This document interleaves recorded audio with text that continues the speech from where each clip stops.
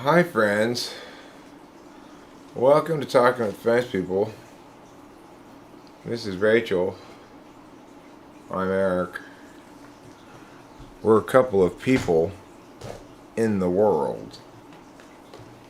She's a woman, I'm a man. Together we're a gay couple. And we're approaching the question today, what are some alternatives to anger? Because if you were here earlier, you may recall I was a little bit mad earlier. Not mad like insane, not mad for something like a fanatic in favor of something, but rather angry mad as a bucket of anger filled up with rage inside a box labeled outrage and anger. But now I feel better. Why?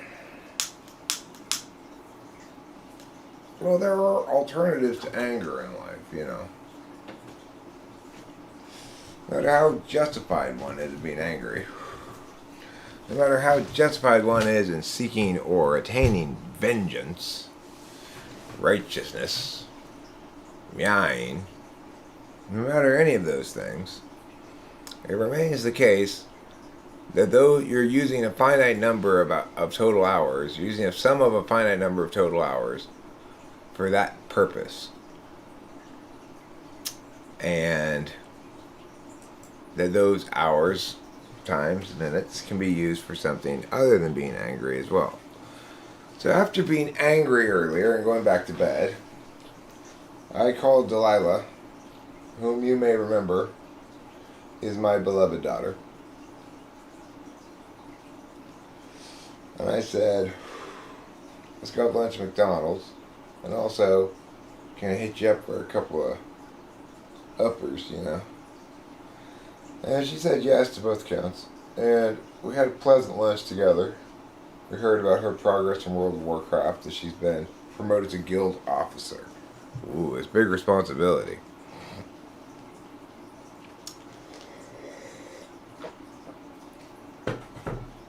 And you know, she's just a bundle of positivity and joy across the board. You know, she's not having it with any bullshit. Some of that game playing stuff happens in the home where she lives, but she just says she just isn't having any of it, refuses to participate in any of it, and it just sort of doesn't hit on her, you know.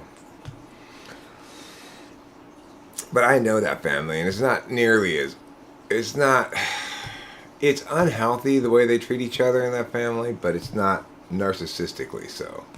It's just they've got some bad habits. They've got some teasing habits that I don't like, you know, and that I think are not healthy. I don't think loved ones should tease each other. I don't think it's a good practice to permit or allow amongst people who love each other. I agree.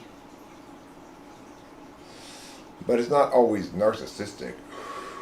No. In Candace's family, it doesn't rise to the level of narcissism. It's just a base level of not very niceness that I don't like, and not very safe. It's like I think the family should be the safe spot where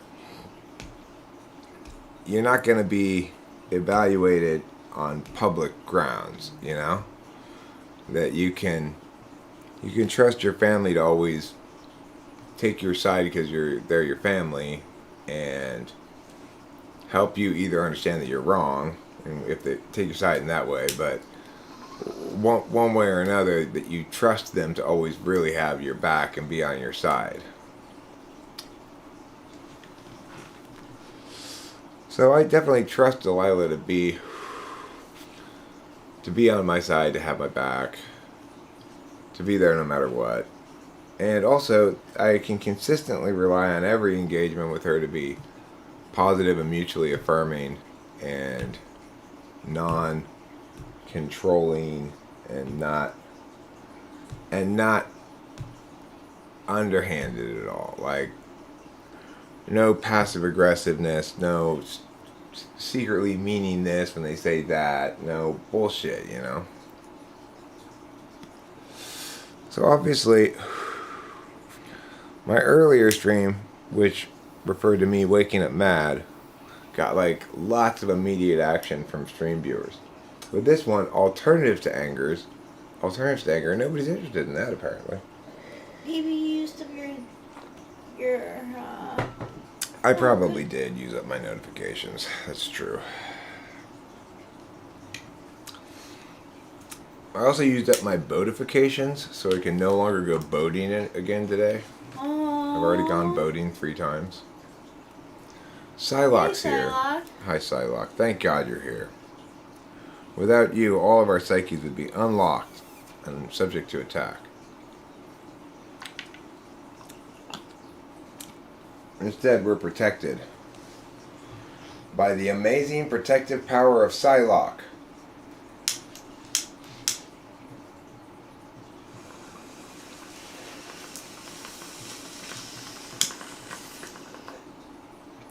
So, having had a pleasant little outing with my daughter, eaten a little food, done a little mud wrestling with Rachel, having completed all of those things, I now find myself live streaming in a less angry state of mind. More like, well, you know what? I don't have to be in that mental space that those fuckers want me to be in.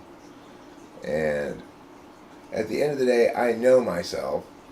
I'm not that revenge oriented. It's like when I'm mad, I bark a lot, but I'm not actually going to follow through and try to get revenge in any meaningful way because it's sinking to their level on one ground, but also it's missing the main point I've made about spiteful people in the past, which is any attention you direct towards spite is attention you're not directing towards something positive in your own life. So I could have spent all morning being spiteful and thinking of ways to get them, or I could have gone out to lunch with Delilah and Rachel and had a nice time. And I chose the latter, you know. It's a better way to go. Ultimately, we have a happy family right here. And, I was angry at her mom's bullshit. I don't know if you're familiar with her mom and her brother's narcissistic ways, but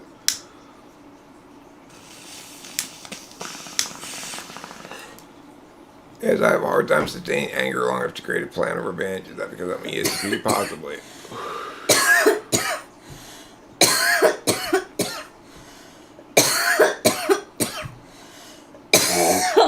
Oh, I lifted some weights with my dick.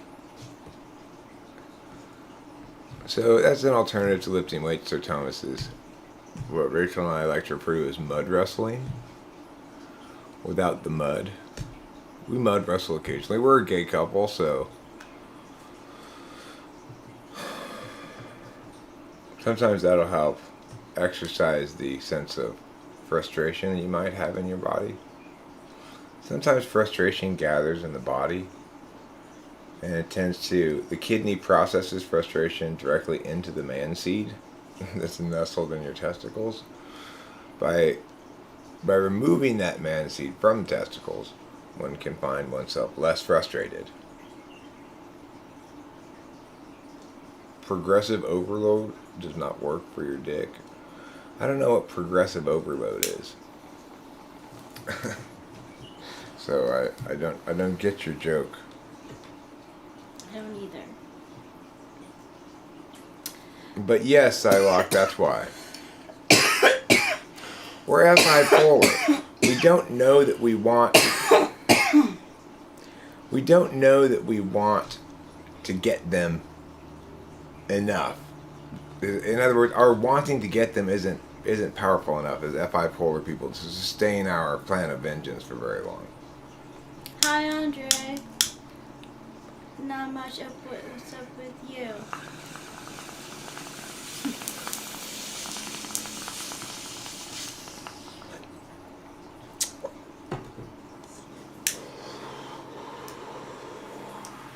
Oh, lifting heavier weight throughout time?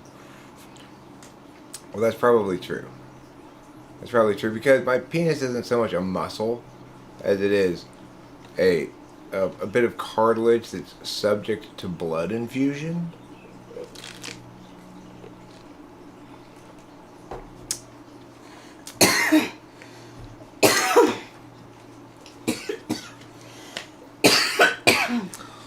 Also, when I work out successfully with my penis, I don't feel sore afterwards. Whereas if you work out successfully with weights, you probably do feel sore afterwards. Yeah, probably. There's some strain in that. You know what they say in the weightlifting business? No pain, no gain. But that's not really true in the sexual intercourse business. Unless you're into that sort of thing. How wise. Andre says, I take my frustration out on others like a healthy ENTJ. Do Kegels count as working out? Yes, they do. Absolutely. And squeeze and release, and squeeze and release, and squeeze and release. It's rather hot today. Yes.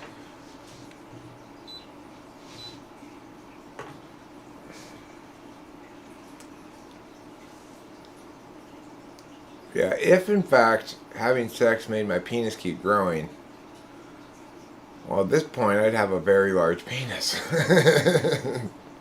At 50 years old, I have had plenty of sexual intercourses in my life. I mean, maybe not as much as a real sex hound or something, but still more than like your average 18-year-old.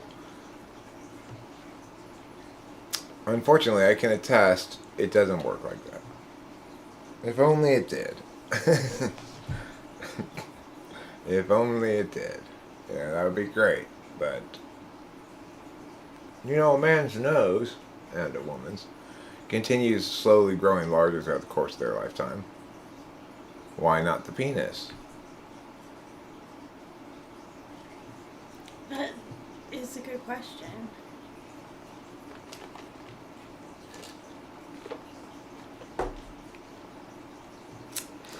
Then men would have something to really look forward to as they age. No, I'm not going to use a penis pump. I don't feel as though I need to. No. I'm just saying every man could enjoy a future that promised them gradual increasing largeness. Yes.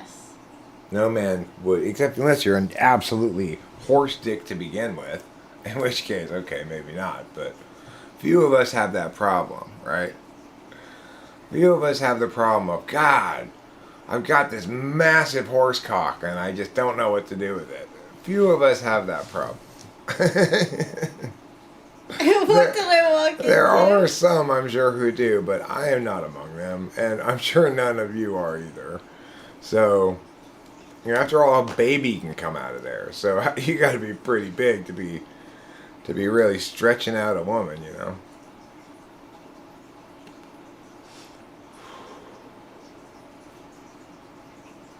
A whole human baby can come out of there. That's bananas.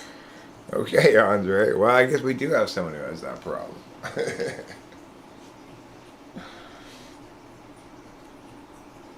That's what they call him. On horsecock Dre.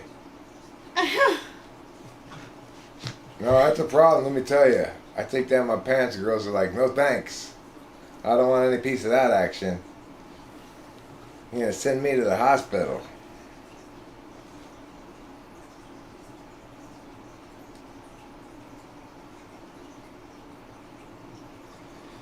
Apparently your eyes stay the same size from birth, not sure how true that is. It kind of makes sense because babies all seem to have big eyes, and then as the rest of their face grows around to regular proportions, then they don't seem to have big eyes so much anymore, you know.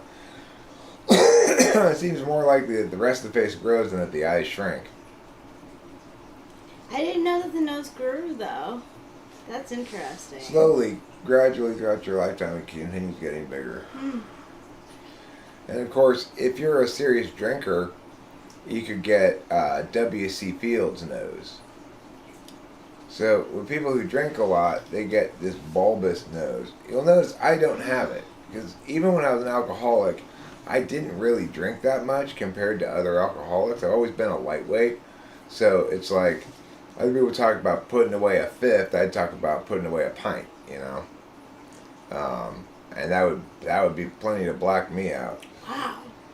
So because of that, I think I was spared some of the worst physical impacts of alcoholism because I've just always been a lightweight, you know? And so, like, my nose never got bulbous. My dad's nose has a little bit of bulbousness from a lifetime of drinking.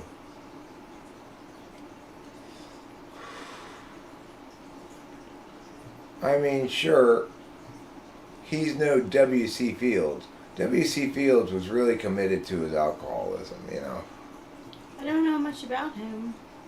Well, the only way that you might really be familiar with him is from the old cartoons.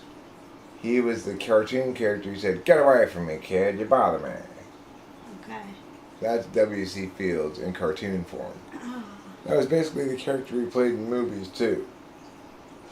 He was an And actor. he was an actor. And he always had with him his container, his drink cup of what he called pineapple juice,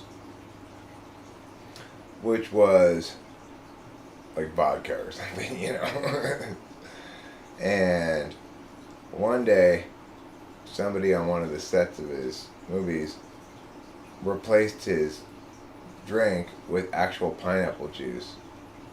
And he said something along the lines of, "Who the hell put pineapple juice in my pineapple juice?"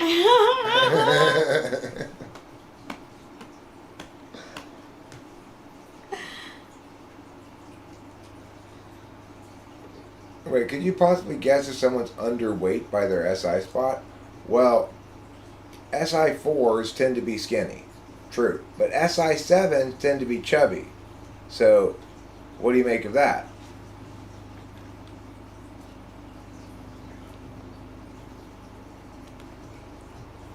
You know? What do you make of that? I think.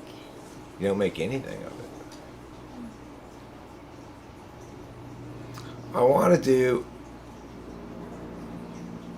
No, I don't think they're enjoying the food. I think SI7 has a very slow metabolism, and SI4 has a very high metabolism.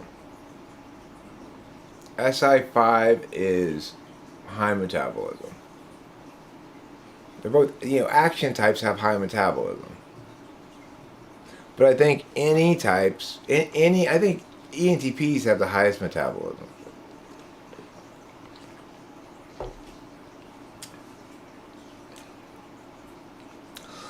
But this is just based on observation, okay? This is not, I have no proof of this. I've got no good justification to back up these observations besides this has just been my observation. It doesn't really link to mechanics in any way, so just to be clear on that, if you want to press me on this, I can't really defend it, okay? So, I would say INTPs generally have a fast metabolism because they don't get fat even though they don't do anything. SI second generally has a slow metabolism. They've got to exercise if they don't want to get fat.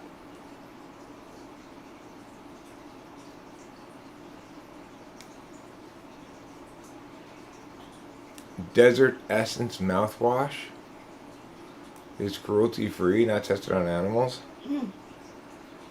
Well, I mean, I don't want to deny the animals the opportunity for fresh breath.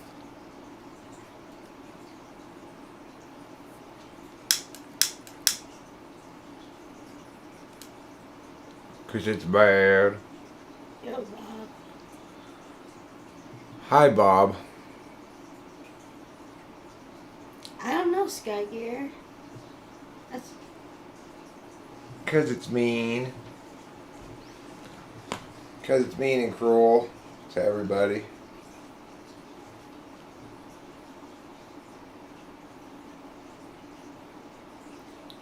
You want to type this down. So SI third fast, fourth fast, fifth slow. No, fifth is fast too. Fifth is fast. Sixth is medium. Seventh is slow. Eighth is slow.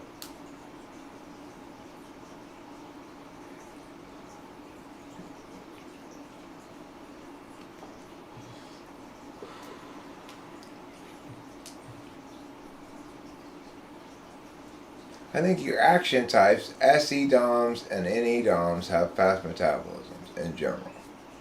But I think it goes ENTP is the fastest metabolism, then maybe ESTP, then maybe ENFP, then maybe ESFP. Because, like, you can see ESFPs handling it okay, better on Naked and Afraid than ESTPs. They seem to retain their weight better. I think.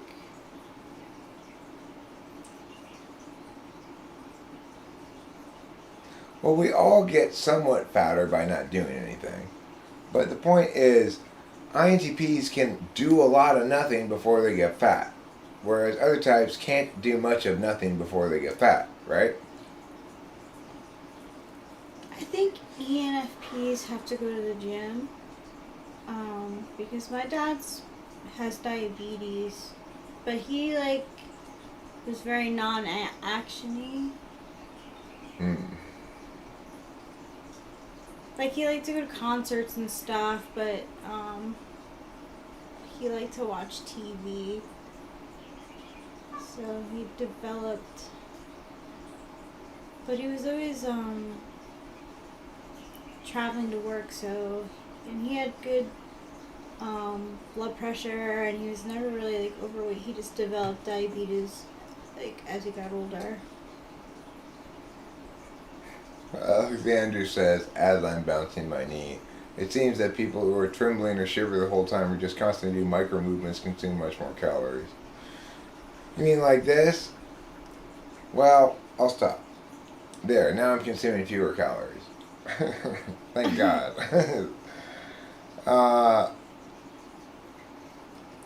Here's the deal. I've got me eats, which is to say, my diet is whatever me feels like eating.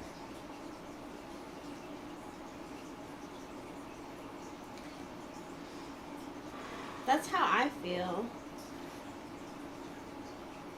Yeah, me eats is a disease in which I eat what I feel like. No, that's not really the alternative to anger. The fact is, MJ, when you understand something correctly and you're thinking about that, there's a good chance that the reality of it is going to make you angry. The alternative to anger is to go enjoy yourself doing something else. So Rachel and I went out to lunch with my daughter. We had a nice time. We chatted about her World of Warcraft guild, and we had some food. And what is her position now? She's an officer in her guild now. She got promoted. That's pretty cool.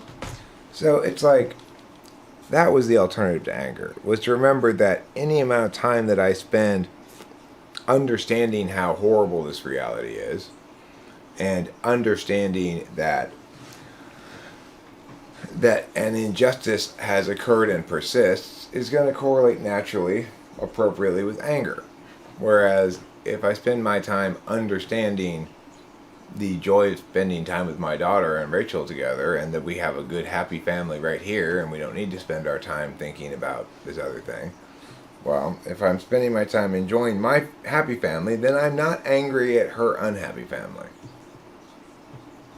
It's not a matter of understanding. You might say, well, you understand on that level, Eric, that you get to change your perspective or whatever. Well, that's not understanding. That's solvency. That's TE.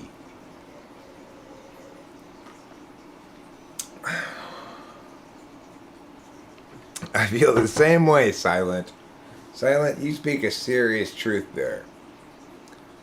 I can be furious when SE shit doesn't listen to me. Like, I put a cup on the table and it falls down. Damn, that cup better run or it's dead. I feel you, dog. I feel you. I yell at objects a lot. Or I yell at me, really, for knocking things over. Usually I'll knock something over and the first statement out of my mouth be, God, Eric, why are you so fucking stupid? Like that. Or, Eric, you're the biggest idiot in the world. Diet, schmiet. Okay, Sky Gear? You know what I have to say about diet? 2 words. Diet, schmiet. It's the American way. Skaggy just got schooled so hard. So hard. Oh, sounds like Peter Peter's wants to be hungry. maintenance cat. I got it. I can't believe this brand of cat food is called maintenance cat. Because they eat it. It's the one that... Yeah, they actually all seem to eat it just fine.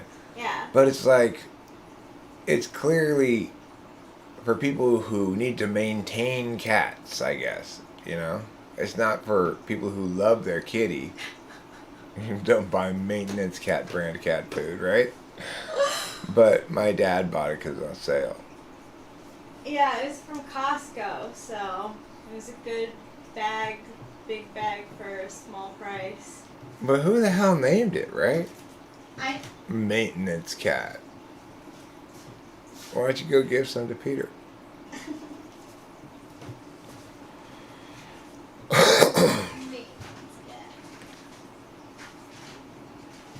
It reminds me of the naming of the things with the blue stripes on them. They used to say like beer or meat.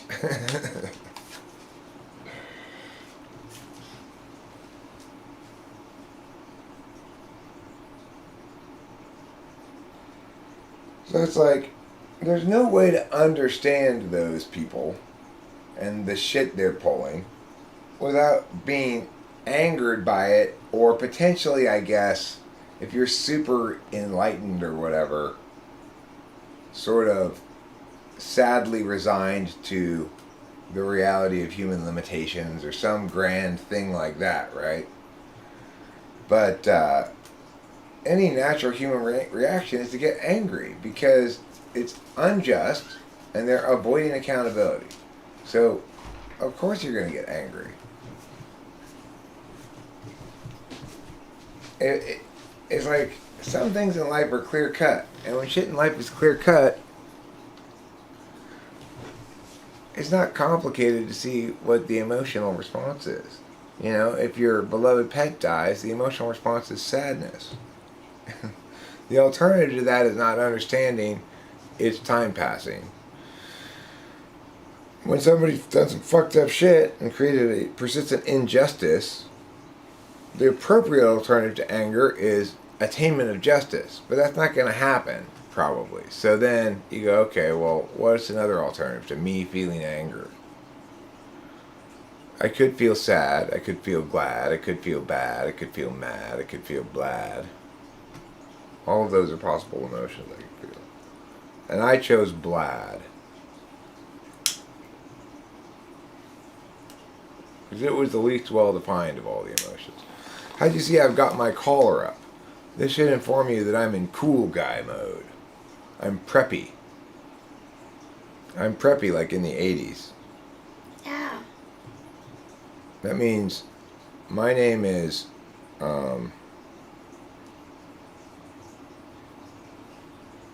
what's a good preppy guy name? Scott. Yeah. And my girlfriend's name is Buffy. Scott and Buffy.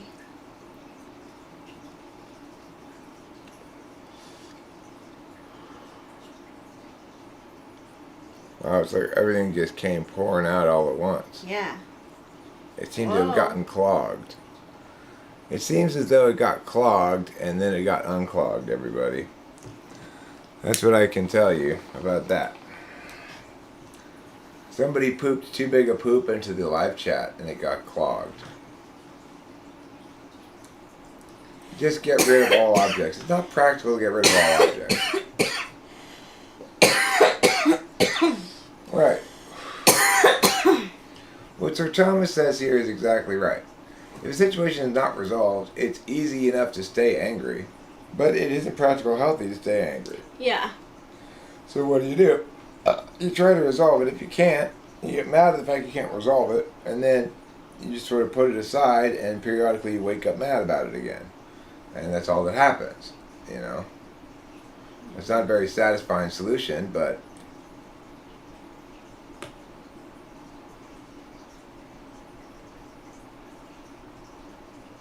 it's for just the people who have them and don't know why. The cat is just there. It spawned there.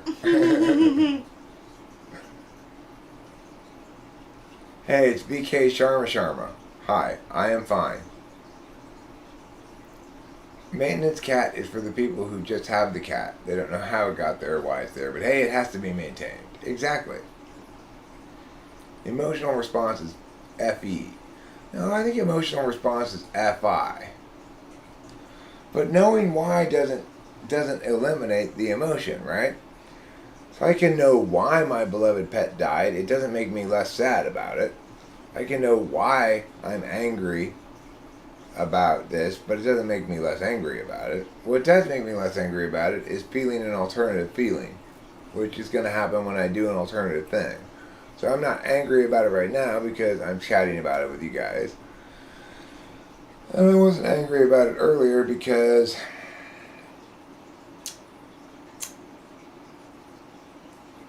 we were chatting with Delilah and stuff.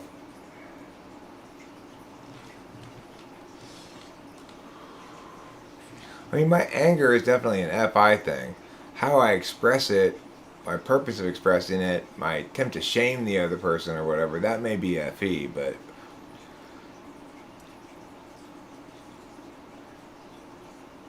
any trick to decide whether a person will be compatible if there's just one meeting of 10 minutes?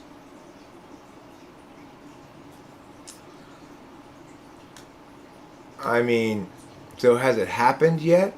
Are you trying to analyze data that's already occurred? Or are you trying to go in knowing how to find data that'll give you that answer? Because if it's the latter, I would say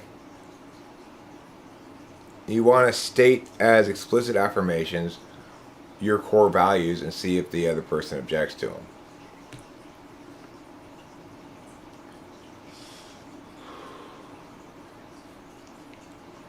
Right. Well, the anger is subjective attitude of feeling. You know, it's like when I wake up angry, I'm feeling subjectively angry. Now, it may be objectively the case that my anger is justified because there's an injustice out on the field, but the anger itself is nevertheless a subjective emotion. Then when I express it in ways that are designed to meow the other party, then that's me using some FE. Well, that's the other interpretation I've heard for it, Sir Thomas, is that maintenance cat is for cats who do maintenance work. Ah. So I've heard both. When I presented the idea that, you know, it's like you just have to maintain a cat, I had one other person also voice that interpretation. No, it's for cats who are like maintenance workers. Well, and that's possible. So it's like, if your cat isn't just some lazy layabout like most cats, but needs to... No, FE is not... Emotional states aren't objective, fundamentally. Displays of them, maybe, present objective data. But there are no objective emotional states. All emotional states are of the subject entirely, arbitrary, and linked to what the subject wants, finds precious, etc.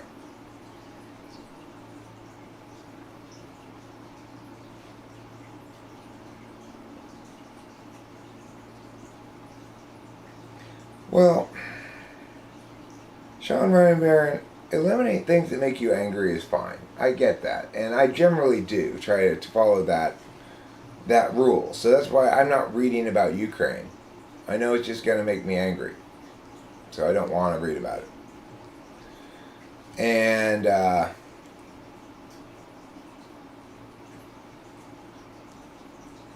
morale falls under FE.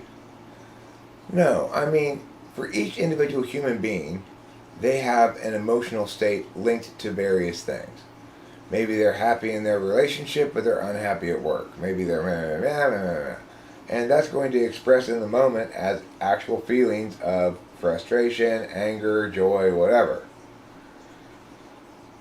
When I woke up angry, I was feeling frustration and anger about what I perceived as an injustice. Now, we can objectively evaluate whether or not it was unjust, but that doesn't make my feeling objective or subjective. My feeling's always subjective. It's the part of me that never has any objective component. I wanted to ask you, how did you deal with your ESTJ father when you were younger? I'm 22, my dad's 50. I can't stand him. Stupidity, stubbornness, imposing rules. How do I deal with him?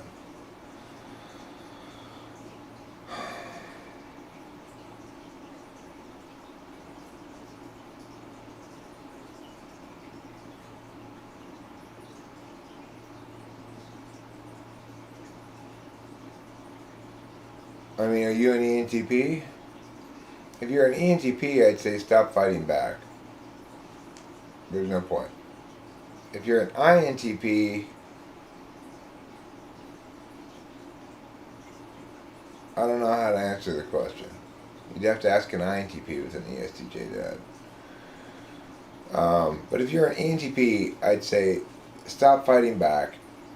Give in to the fact that while your dad will never learn anything from you, you were always able to learn things from him, and just go with his program when around him.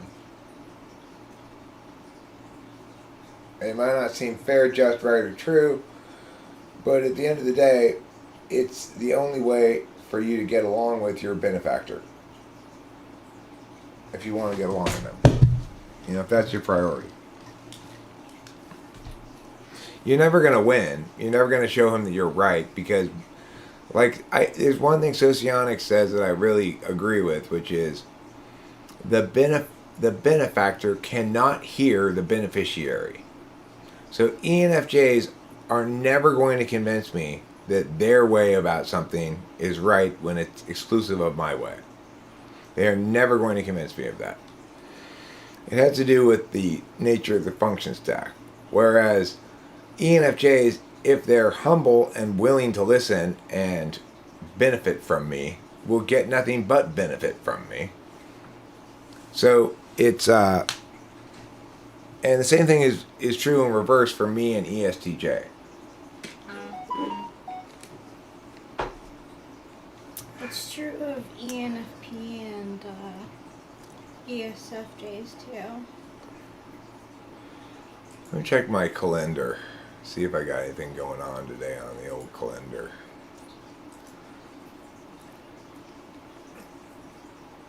What? I'm being guillotined at 4 p.m.? I forgot about the French Revolution. I forgot to mention the French Revolution's happening right now around my house. So they've got me scheduled for the guillotine at 4 p.m.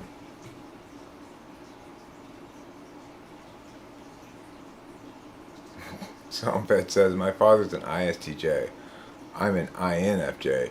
He's very judgmental and critical, which pisses me off. What can I do to really annoy him? Well, to annoy anybody or to make anybody mad, you got to step on their 6 and 8, and to win the battle, you've got to hit them in their 7th. So you critique an ISTJ's lack of logic. You critique their lack of understanding the truth, and then you tell them those things are making them awkward, and they're being very cringy, and everyone is embarrassed for them. And if you tell them that, they won't have any defense against it, because they might defend against the point that they're illogical. They'll probably push back against the point that they don't know the truth. But when you tell them that the reason you've concluded those things is because they're awkward and embarrassing themselves in front of everybody, they won't have any defenses against that, because it's their polar. It's their place of least resistance. But I don't advise using cognitive functions like that. I don't use cognitive functions like that in general. That's kind of a C.S. Joseph thing. Like, how to manipulate people. Don't. That's the answer to that question. How to manipulate people. Don't.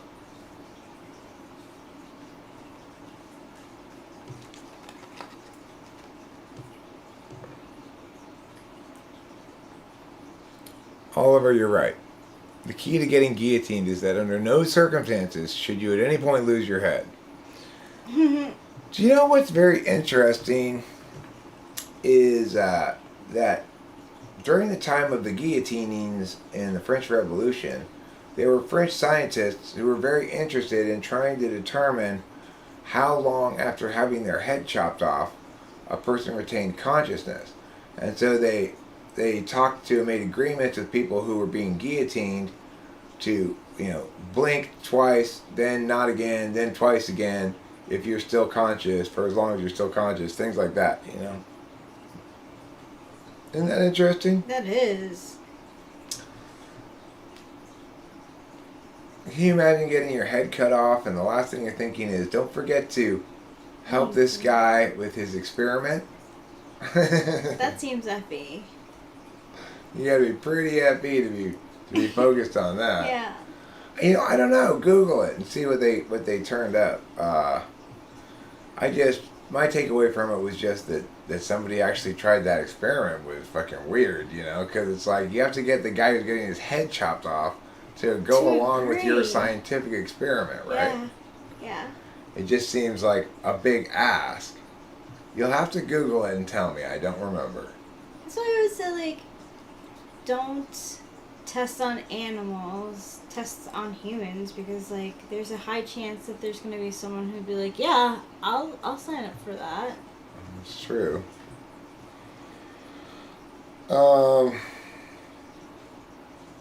Usually there's a little cashish involved, too. Last thing you say after getting your head cut off is don't forget to eat plenty of cheese. The problem is, as soon as your head gets cut off, you no longer are projecting air through your throat, so you can no longer speak. Oh. So it would have to be right before the thing chops your throat. Don't forget to eat plenty of cheese. Like that.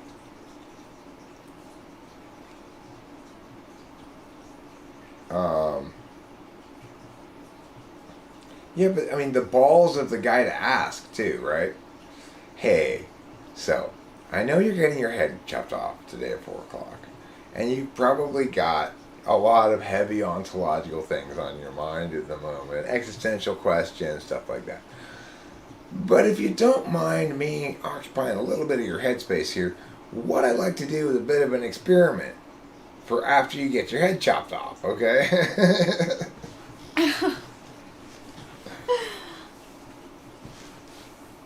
That's terrible, man, like God's. Just remove that comment. It makes me feel icky. Ew. No. It's graphic.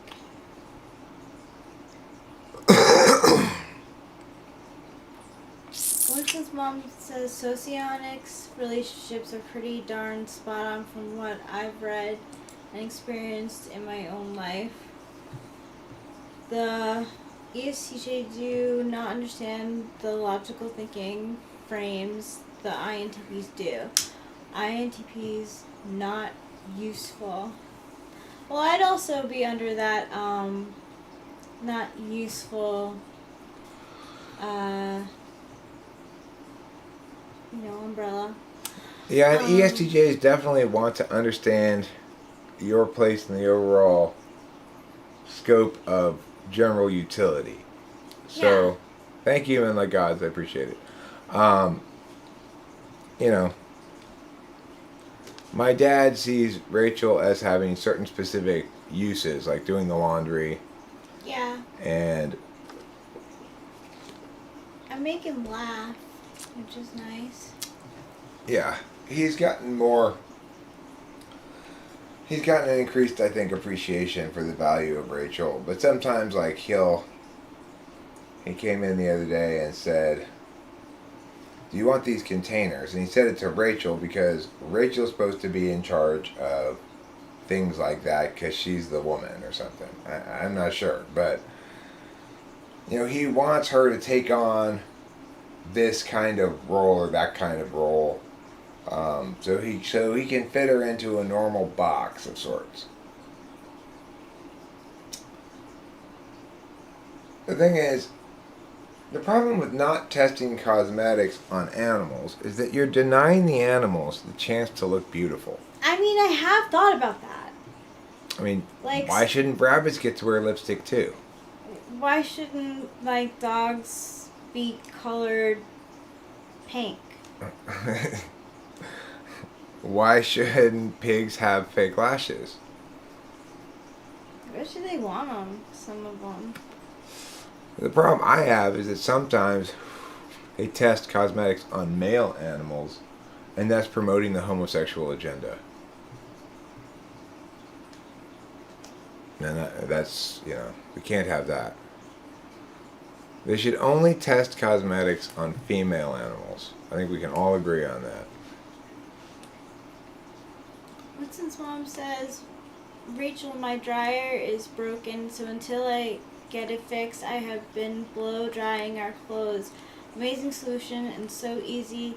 LOL. No ironing needed after they hang for a while, then get blow dried. Oh, is that what happened with the guillotine experiment in the Light Gods? I don't know, but I'd be curious as to what they turned up about it, like how long you stay conscious after your head's chopped off. Extrovert thinking is inferior function. What does it mean, Eric?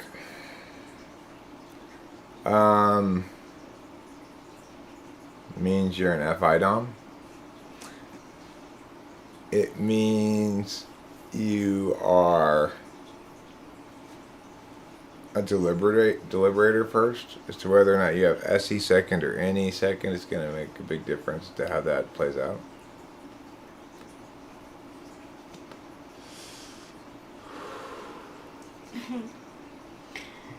Carmen's been sort of right. I get that. If a bug wants to prance around in makeup and a dress, I say let him. How is it my business? It's true. It's not really my business at all. My question is, why are we risking human beings in the fashion industry?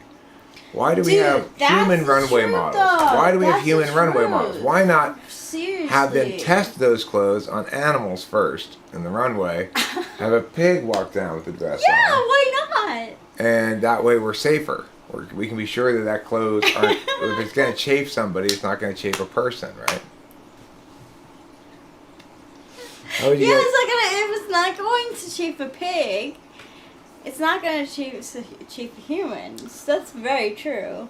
How does TE7th show up in Rachel? Well, for example, oh no. When we came in here to do this live stream, I had kind of spread out here these remote controls and the keyboard. And instead of moving any of them, she sat down on the very edge so she didn't move them. Now, you might say that's SE fourth, or you might say that's TE polar. The bottom line is it's FE tool. She'd rather avoid the possible conflict of moving the things, let me notice that she doesn't have a place to sit, and move the things myself.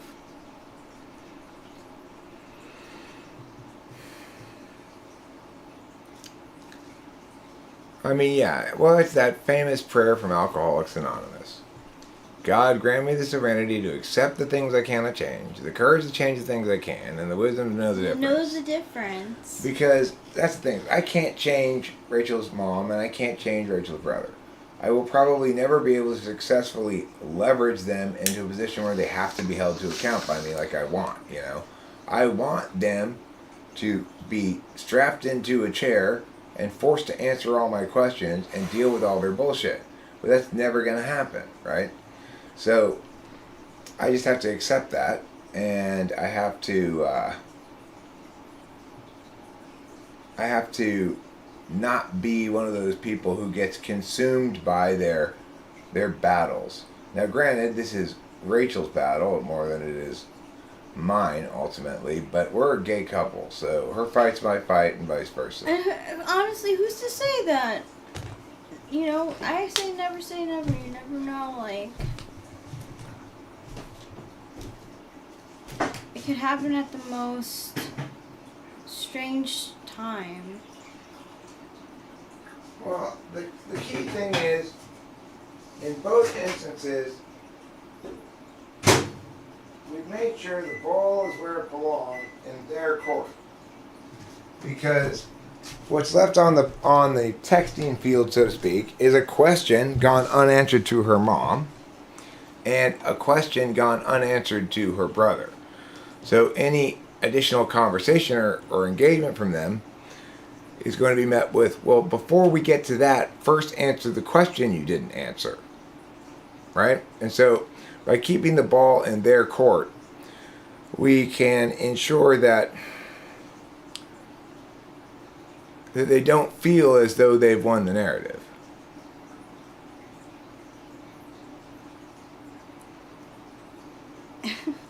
Thanks, Sean Ryan Barron. You know what that's like. Showing the best side of NIFE. Can you explain that? I want to understand what he means. What do you mean there, Sharon? What specifically are you referring to that she said? I think what you said with the remote and weed being over here. Oh, that part? And me sitting in the end, yeah. It's hard to look a hero when mounted on a pig. Yeah. Well.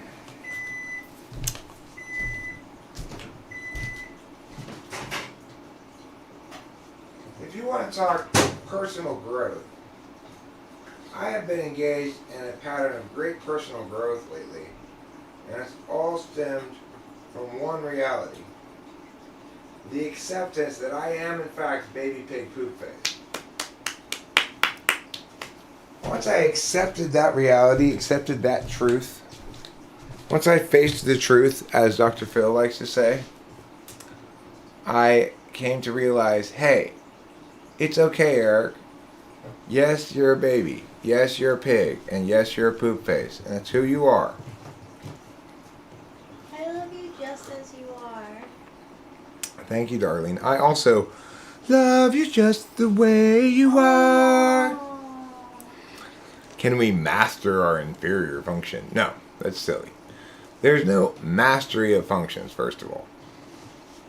A function is a way of paying attention. You have a finite number of hours in the day. The way you primarily pay attention is by knowing how you feel about things, right? And so as a consequence, a minority of the time is knowing how to get what you want. But it is part of the time. But it's the thing that you think you need more of.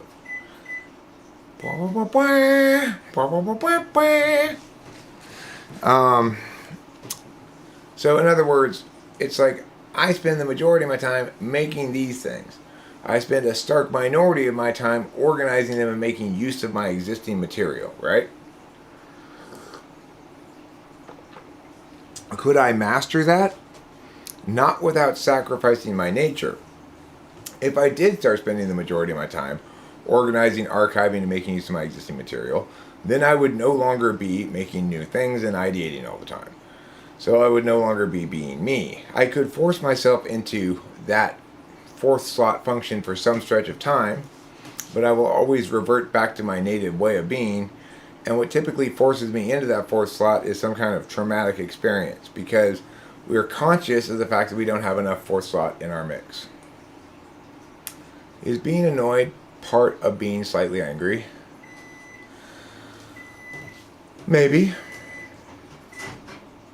Or maybe it's frustration. Is frustration the same thing as anger? Is frustration and annoyance, are those both forms of anger? That's a good question. It makes me think of those emotion wheels. Oh boy, oh boy, oh boy.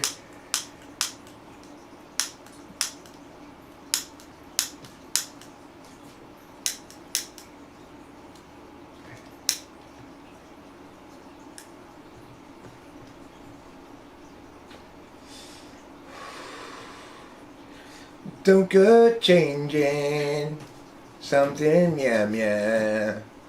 Don't go meow meow meow meow meow meow meow meow meow meow meow meow meow meow meow meow meow.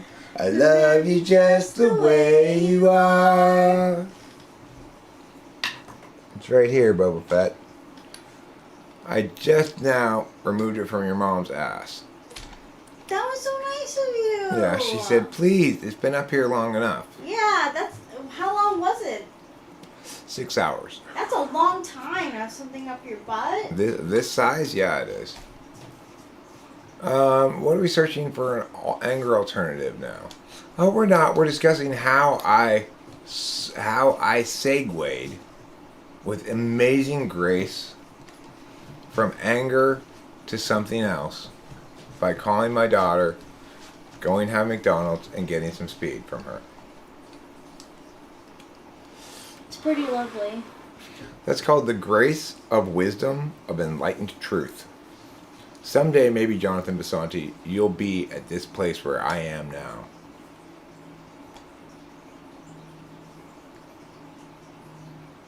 Seems very subjective at that point. I think the consideration is to first decide what first causes he to label an emotion as anger. I mean, what causes me to label it as anger is I'm in bed going, that goddamn bitch, I can't believe she's getting away with this shit. Rolling around in bed, realizing I'm angry.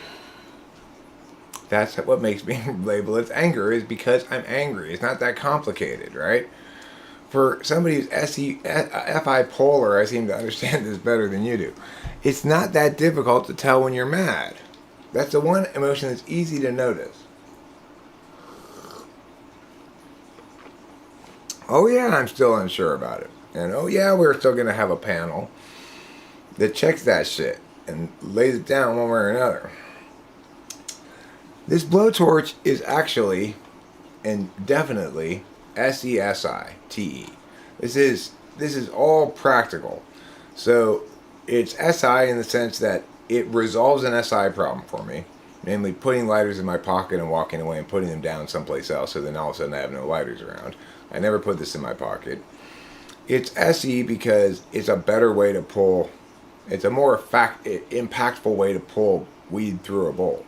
My bowls are always getting clogged. Hitting them with the torch is a good way to pull them through. And it's TE in that it's actual solvency and effectiveness based, not looks based. There's also SI in the sense that the torch persists from a time when I needed it because I was smoking meth. And I needed to blow glass pipes with it. So there's a lot of things going on here. People think it's like for appearances or something. It's not, which is why you'll notice that a lot of times I don't use it at all. Sometimes I do. Not cleaning your bong is a 4th slot SI thing. Also 8th slot. Rachel cleans her bong a little more often than I clean mine. If I hurt the blowtorch's feelings, well, it's just going to have to get a tougher scan, I guess. It burned me. I still have the mark here because I had been using it, and then I touched my leg. It wasn't on, but I touched my leg with the tip of it. And it made this burn right there. You can still see the red mark, but it doesn't hurt or anything anymore.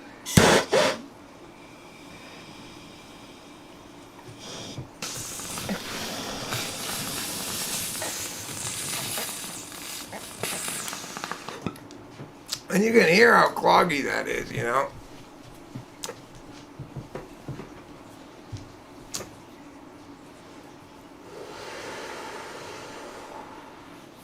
If I were to argue the club ENTP is an ENFP, what would I say the reasons are? His general non-binary approach to the question, for one thing. Like, he doesn't seem particularly interested in declaring Melissa Talks not an ENTP, or declaring that those things are definitive questions, which one would expect from an ENTP. His extroverted intuition doesn't seem nearly as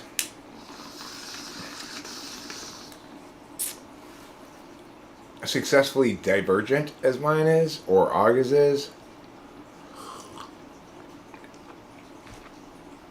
which would more suggest ESFP than ENFP, but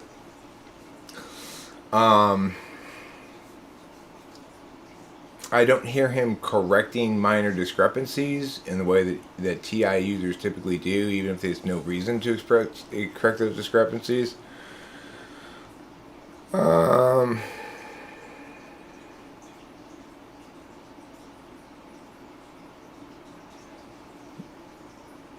Things like that. For the longest time, and the fact that he avoided the TI questions. So those things are all reasons to doubt he's ENTP. ENFP or ESFP both seem plausible to me. Well, legends fall, that's why I want you on this committee, you know. If we can get legends fall, me and Aga on a panel, then we can do two kinds of things. The three of us can TI test him, and then Aga and I can NE test legends fall versus Club ENTP, and see if Club ENTP's NE answers are more like legends falls or more like Aga's and mine. So, I mean, there's a lot of good reason to think he's not an ENTP, but I've failed to establish it.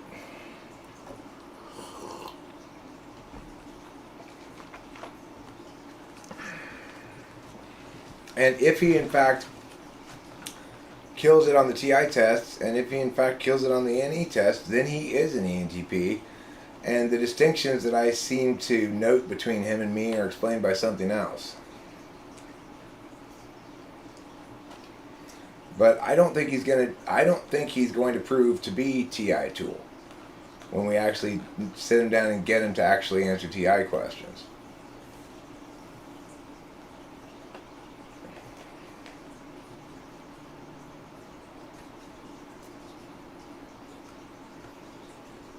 So we'll see, you know. We shall see. That's the beautiful thing about typology, the way that we do it around here, is it's determinate on this. You know, it's determinate on this question. Another reason why I seem skeptical of him being an ENTP is his reaction to me telling him I didn't like the laugh track. Now, it's one thing to react to people telling you, you should do this, you should do that. It's another thing to react that way to feedback about the aesthetics. I think this isn't working aesthetically, is feedback that I'm typically pretty okay with accepting. Like, I see it as, if it's honestly given, as mine obviously was, I see it as helpful. So, whereas he reacted very strongly and kind of defensively about that, even though it was put as mildly as it could be. So, which is to say, I said, there's one thing I'd like to mention that I don't like, and that's the laugh track, and he did not respond well to that. Even though it was an honest expression of what I think, my perception of it aesthetically, and I tried to say, well, you know, I think it prevents me from telling whether I like the material or not, which is somewhat true when I'm watching the videos.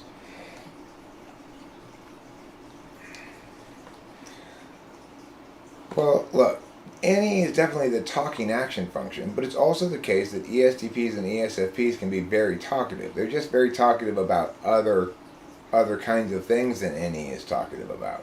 My daughter is very talkative. When it's me, Rachel, my dad, and my daughter, she's the one dominating the conversation, not me. But she's talking about more concrete things than I talk about. And that's part of the reason why she's more capable of dominating the normal conversations, is because among most people, not everybody's going to be interested at all in a bunch of abstractions, right? So, what I would say is that guy didn't really seem to be talking about abstractions, right?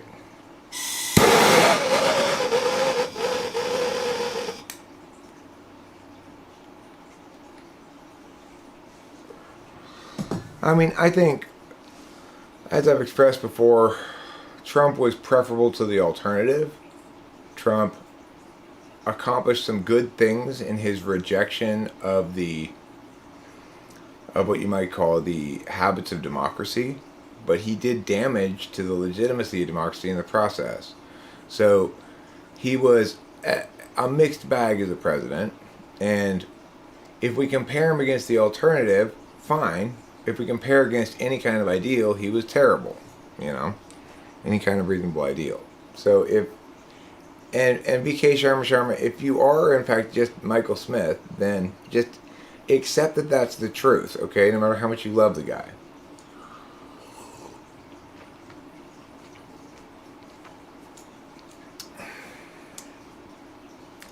Yes, Oliver Linehan, that's true. ESFJs are quite chatty. Chatty is a good word for them.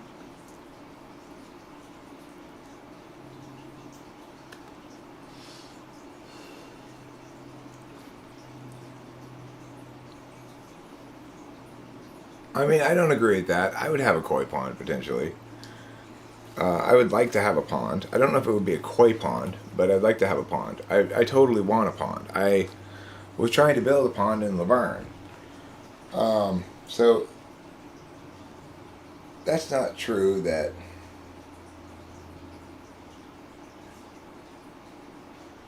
well, Wary King, I would suggest if you are an ENTP that watching my content will make you very much aware that you and I are ENTPs and that C.S. Joseph is not. C.S. Joseph is definitely not an ENTP, and any notion that he is predicated on some very poor understanding of cognitive functions. You're an Indian from a small country. I'm just highly impressed by the way he tackles people in journalism and acts globally.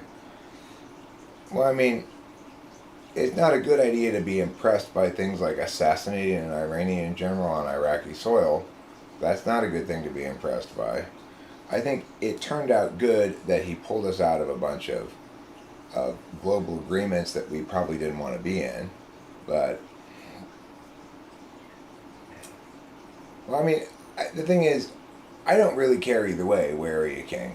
I don't know what type you are, and you may in fact be an ENTP, and if you really are, then you'll find my content makes perfectly good sense. It might make you feel a little bit like I should be the one doing that, not him, because the ENTPs tend to be the ones who want to be doing the talking rather than the listening. But all I can tell you for sure is, regardless of what type you are, and regardless of anything else, if you think C.S. Joseph's informative about the topic of cognitive functions, you will find yourself terribly misinformed. That's true. Okay, well, I'm a little worried about the Trump issue, because that's what really set Michael Smith off, you know, was me not loving Trump enough, you know.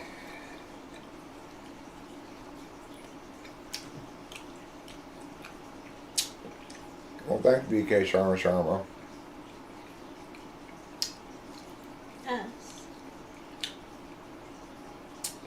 Finally, I'm respected.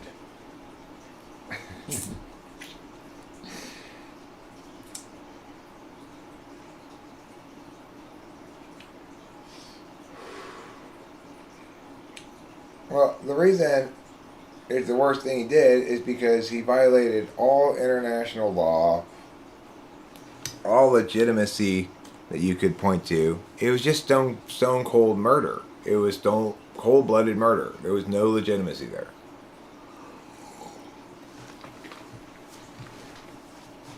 Regardless of whether the guy was good or bad, you know.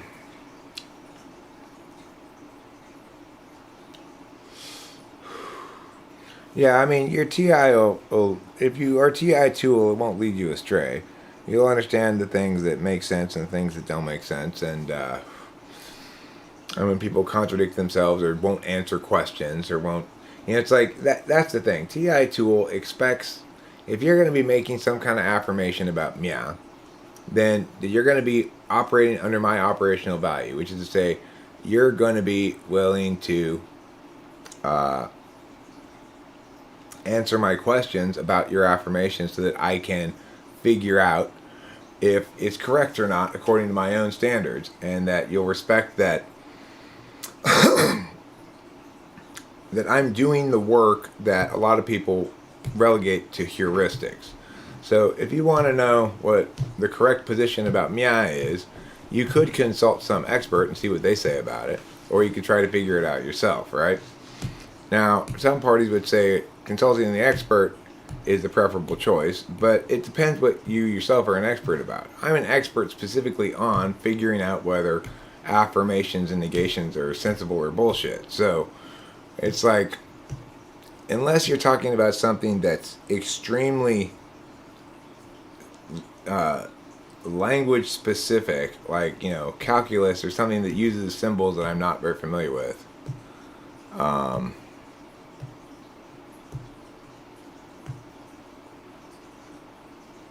Well, that's another possible reason to condemn it, men like God. That's not the reason I'm condemning it.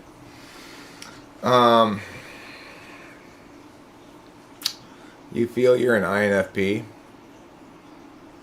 Slowly, you will start exploring about yourself. Okay.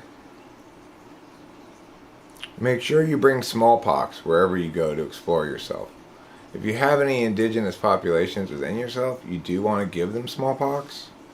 It'll help clear out the land for the rest of you to populate.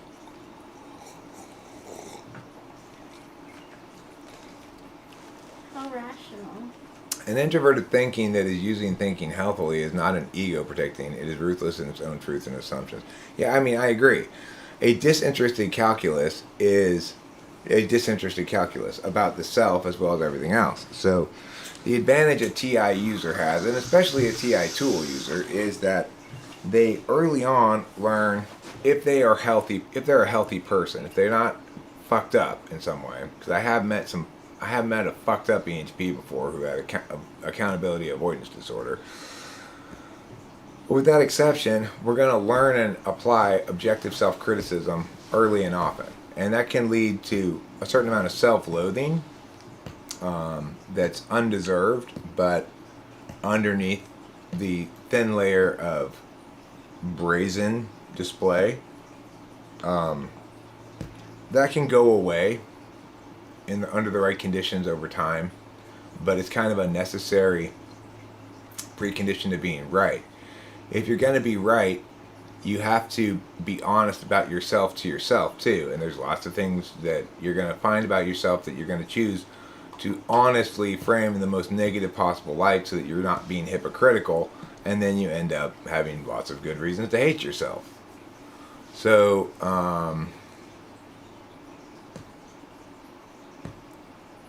no, I'm right about foreign policy for sure, men like gods. In fact, you and I aren't even in disagreement here about the fact that Trump shouldn't have assassinated that guy.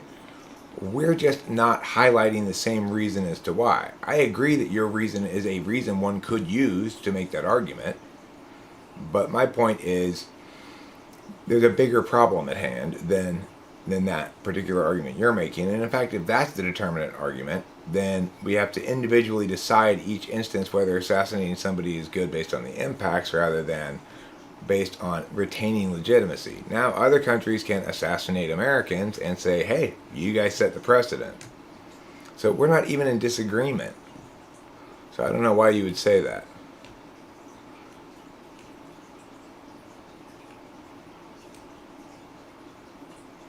Like being aware of how angry someone else is that FI? No.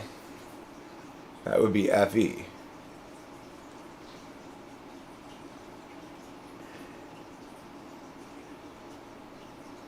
Wise told me if you're pointing one finger at someone, you're pointing four fingers back at you. Is that what TI is supposed to consider? Well, no. I mean, I think TI in the tool function plays out as a phobia of hypocriticalness almost. So we have to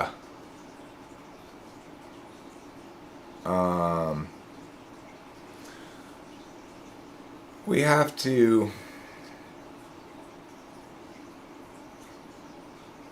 have to apply the same disinterested calculus to your words as to our own ultimately.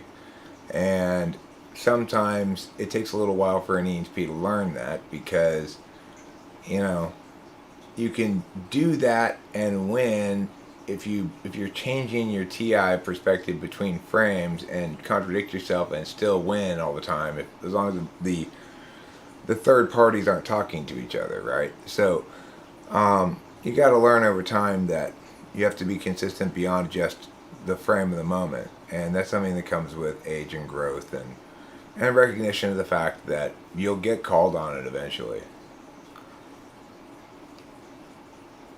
What about being aware of how angry I am myself and being able to tell if it's low anger or high anger? Is that FI? Yeah. If you have FI in the 8th slot, it's your most unconscious function, and you're going to have a lot of trouble identifying instances of it, talking about it, understanding what it is, etc. More so even than FI7.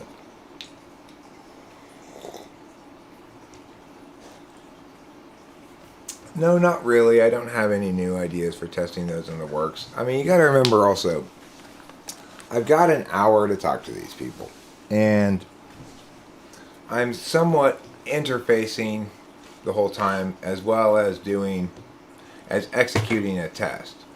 So I'm engaging the person and allowing somewhat their responses to dictate where I'm going with the questioning, right?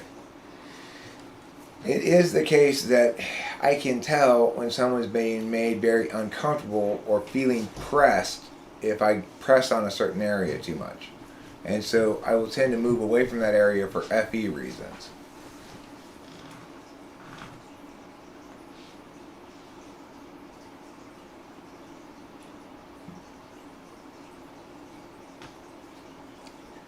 Well, VK Sharma, you're asking, don't I think we need a king? The answer is no. Do I think we need a strong, decisive, clear, justified, justifiable, justifying, righteous, just, true, good, and purposeful president? Yeah, I think I need to be president. I think I need to bring back the citizen democracy a spirit of principlism, of justice, of clarity, you know? There is a big mush as to what's going on here. What's going on here is we've got a bunch of children squabbling as to which team should be in charge, and very few adults actually engaging the political issues at all. So when people want to know whether they were going to vote for me or not, you know what they never do?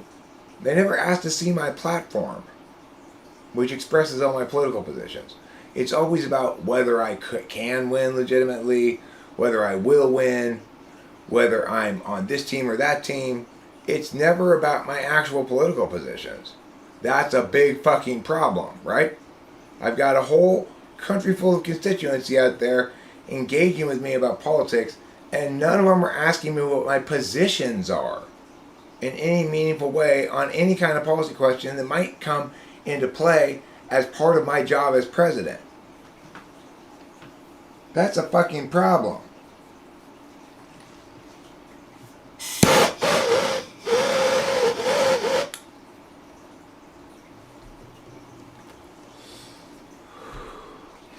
I mean, Boba Fett, again, if we're asking those kind of questions, that's the fucking problem. What we first ought to do is say, this is clearly the right man for the job. And then second, say, let's not ask how Eric can justify that he's going to make this happen. Let's ask what we can do to make this happen for Eric. I don't lie about them at all. I'm very clear in my platform about all my positions. I've been very transparent about everything from the get-go. I'm Captain Transparency. It's true.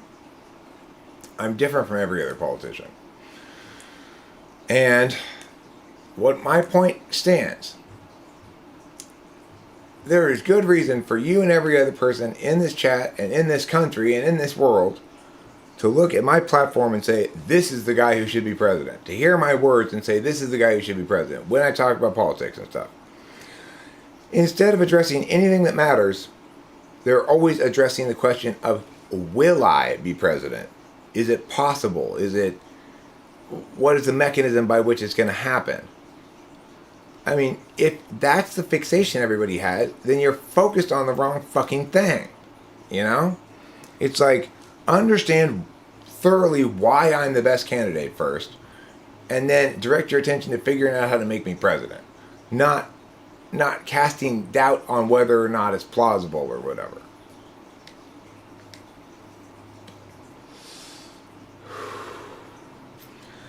We don't need an authoritative. We need somebody who's decisive and principled.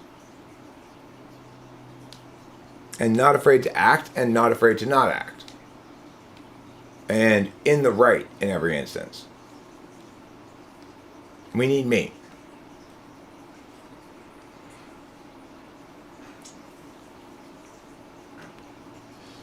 Decisive is not the same thing as authoritative, although authoritative is not the same thing as authoritarian. We don't need more power coalesced in the hands of a single authoritarian leader. No, that's not necessarily the case at all. We do need me to be president. Yes, that's definitely the case. You can tell by my hat.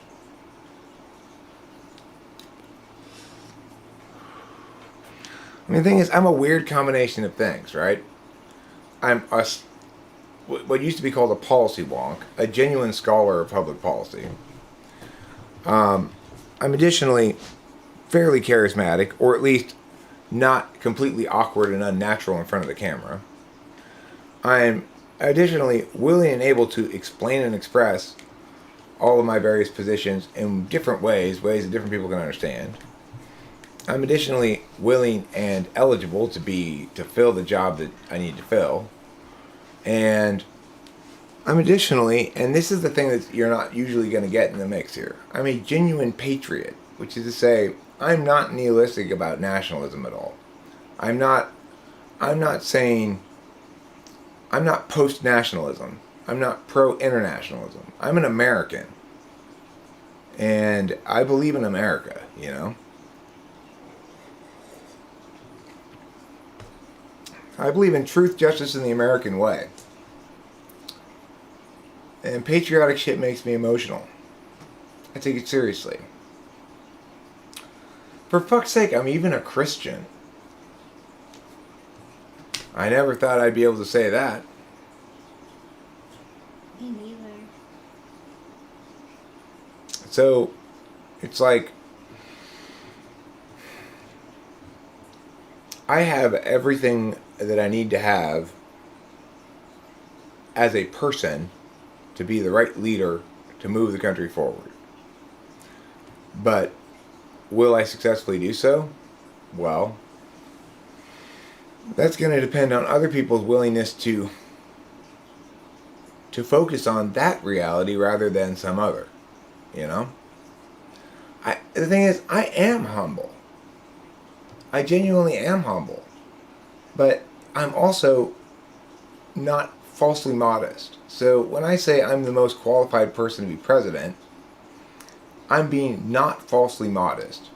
When I explain some of the reasons why, I'm providing for you the information that is necessary for you as a potential voter who might want to hire me for this job to explain to you why I'm the best person for the job.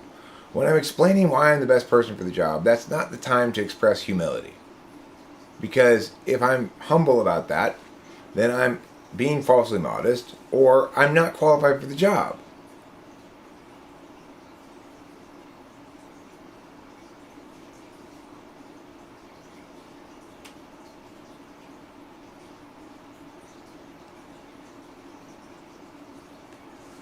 No, BK Sharma, I need to be president for sure. I wouldn't necessarily turn down an advisorial post, but to say that I'd be a good advisor would suggest that there'd be another party who'd be preferable to take the role of president, which there isn't. And I've never heard anybody suggest that anybody else would be preferable specifically. It's always a negation of me. It's never an affirmation of some alternative. So I think that's quite telling, you know? That is.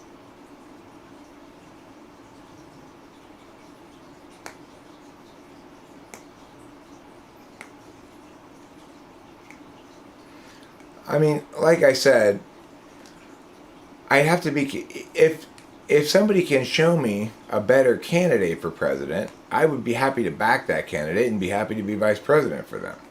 But instead of evaluating things in terms of their practical likelihood or possibilities or whatever, evaluate things in terms of the truth, which is that I'm the best candidate.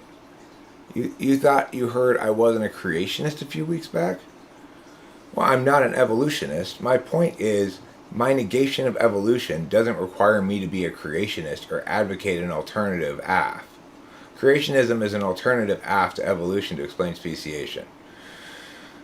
I'm not advocating that alternative AF when I'm negating evolution. I don't think creationism is an answer to anything. I don't think it functions as a meaningful answer. It's no more of an answer than evolution. Where did everything come from? God made it is not an answer. Well, what made God then? You know, that's not an answer to anything.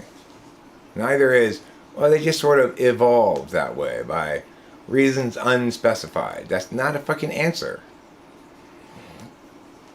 Neither of those things are answers. But the point is, I can negate evolution without affirming creationism. The correct position on the matter is, I don't know. And the thing is, to the extent that I want to affirm some knowledge other than that, it wouldn't be a public affirmation. It would be part of my magical thinking frame, and I'd know automatically I can't justify any claims based on my magical thinking frame. So I wouldn't make those claims publicly. You'd make a great press secretary. EHPs would generally be the best at shooting down all the passive-aggressive or aggressive-aggressive questions that get thrown at them. I agree I'd be a great press secretary. The problem is, how frustrating would it be to be the press secretary if somebody is less qualified than me to be president? Very frustrating. Yeah. There I'd be trying to defend shit that I don't necessarily feel like defending. I'm not going to be a good press secretary unless the president's making good decisions. Then I'm a good press secretary because I can easily defend his good decisions. I'm not going to sit there and bullshit, though, right? I'm not going to defend his bad decisions. I'm going to say, yeah, he fucked up there. He shouldn't have done that. And that's going to be the end of my job as press secretary. Because I'm not going to lie. That's the thing the American people can count on me for, that they can't count on for anybody else for. I'm not going to lie.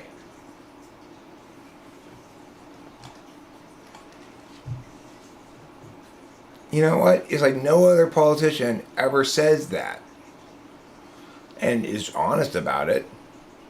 I'm not going to lie. I don't need a press secretary. I plan to hold all my own fucking press conferences.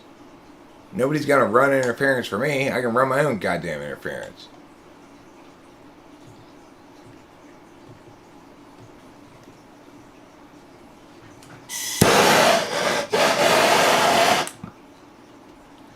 I mean, can you imagine the president has on staff a professional spin doctor? The fuck? Not my administration. How long has there been a press secretary? Yeah. Forever.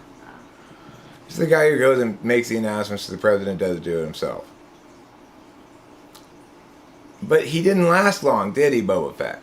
And the reason is because he didn't have good answers to things. I will. Because I don't lie. And I don't justify shit with bullshit, you know? No. So it's a whole different ballgame when you're dealing with me. I will win all those arguments. And that's all there is to it. If I do lose the argument, it's because I'm wrong and I need to change what I'm doing.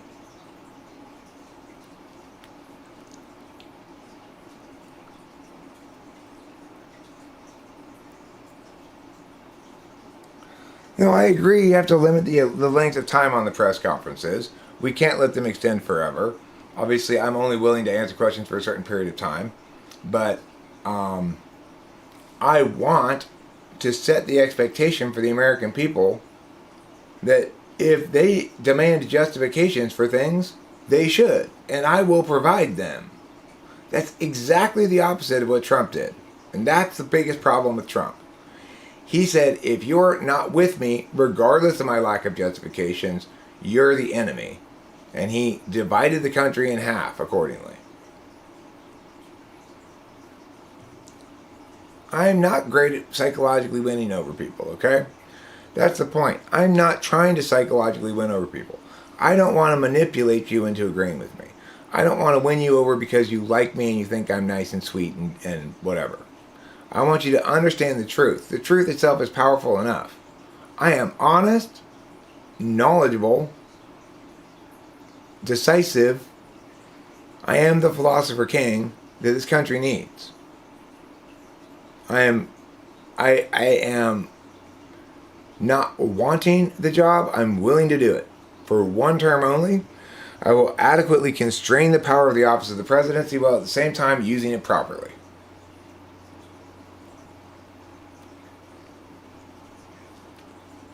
So that's why you should be persuaded by me. Not because I'm persuasive, but because I'm right. Persuasion is the devil's form of correctness. If you need persuasion to understand that I'm right, then I'm having to somehow sugarcoat, FE-coat the correctness of what I'm saying, even though that should be the determinant matter. And that's where we get in so much trouble. When you look at something like so-called subsidies, tax subsidies, so people will talk about oil companies getting tax subsidies. This is what happens when we put away TI and we bring out FE in order to butter something up to make it look more palatable and lie in the process. There is no such thing as a tax subsidy for any oil company. There are, however, tax write-offs available to oil companies who engage in certain behaviors that the legislature thought was desirable, such as investing in green energy. The oil companies then take advantage of those opportunities by investing in green energy and getting the tax write-off. And then someone says they're being given a tax subsidy. There is no subsidy whatsoever. A subsidy is when the government gives taxpayer money to an industry. Instead, what there is a lessening of their tax burden because they adhered to some policy prescription that was written into the tax code. But because somebody wants to eliminate those loopholes now, they refer to them as a tax subsidy, destroying the meaning of the word subsidy and shitting on language and communication possibilities in the process. So that now, to be persuasive about the issue, even if you are negating it, you still have to refer to them as tax subsidies because that's become the term of art. Shame on people for persuasion in that regard.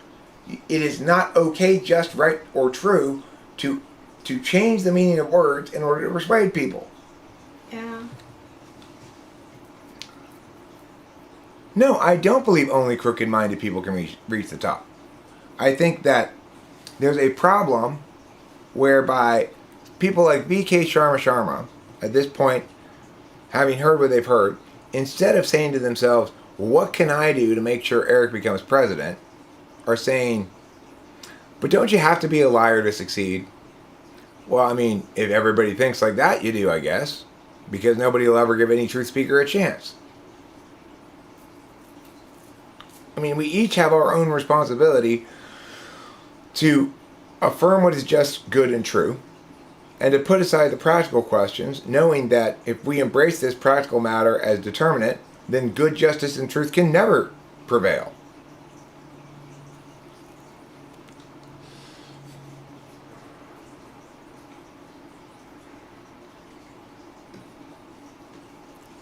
But I'm not a nihilist like that. I believe good, justice, and truth can prevail. I represent all three.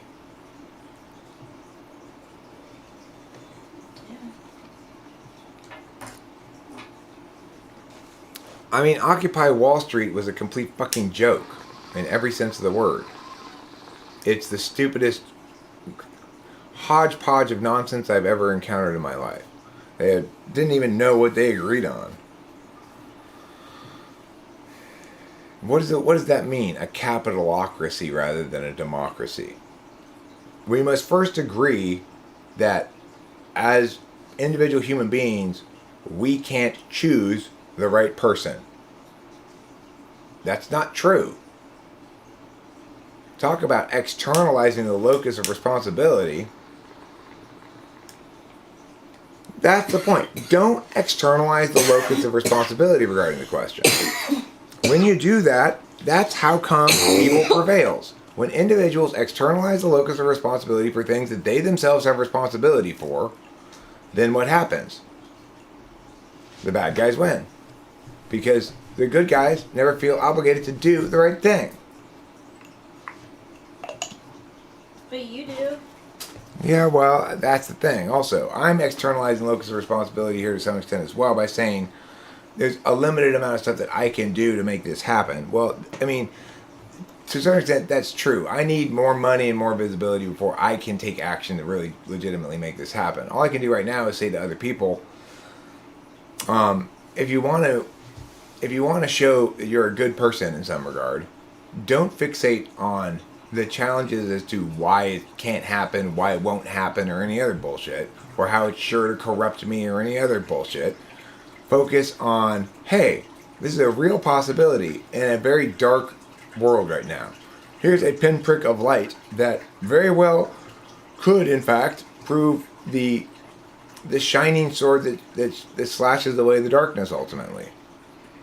But before anything else happens, I'm going to have to believe in that. It's going to require some faith. In other words, you have to believe in my capacity to be what we should all agree would be a good outcome. You have to believe in the absence of evidence or in the face of contrary evidence before anything's going to happen. There's going to have to be some faith.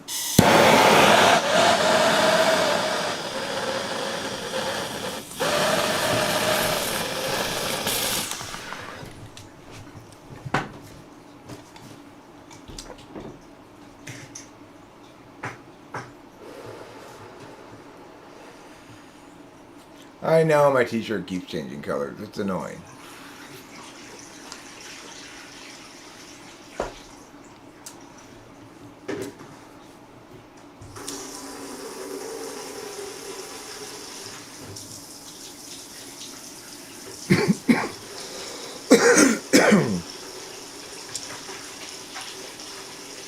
It's like on a personal level, I never had good reason to believe, really, that we were going to be able to fix Rachel's issues. I had experiential reason to believe the opposite.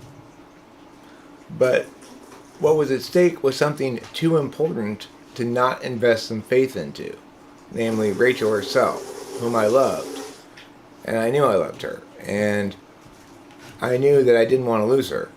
And I knew that if we didn't fix this problem, I would. So I had faith that we were going to fix it. And we did. You know? Yeah. So the same thing is true of America. We might not have good reason to believe right now that there's any chance we're going to fix this. Rachel spent 10 years in varying degrees of mental illness. More than that, really, if you count the beginning of our relationship.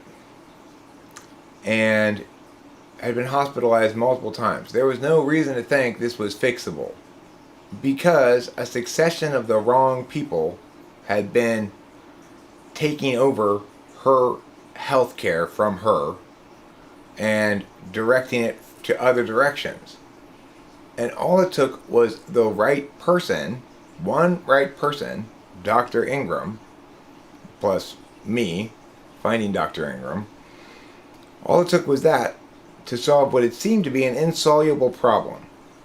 So, any reasonable person would have looked at the pattern of evidence and said, Eric, this isn't going to be solved. Rachel's not solvable. She has a mental illness that is going to continue to plague her as it has for the last 10 years for the rest of her life, and there is no solution. And yet, what it required was recognizing that the thing at stake was too valuable to take that position on. Namely, Rachel herself. And so, as a consequence, I had faith for as long as I could, and ultimately, because I believed in what was right, just, and true, rather than what was fucked up, We won. We won the battle against her history of medical malpractice. The same thing is true with American democracy. You can point to all the evidence you want of past failures, a history of things not working out in this way, miggity miggity meow. Okay? You can point to it just as you could point to Rachel's 10 plus year history of not being successfully treated for mental illness. That doesn't mean the patient was a lost cause, and it doesn't mean that a single individual can't make a huge difference. It did with her, and it can with the country as well. And I am that person, just as I was with her. I mean, granted, it was Dr. Ingram, but I picked him, and he's proved an incredibly valuable resource in our life. And worth every penny, you know?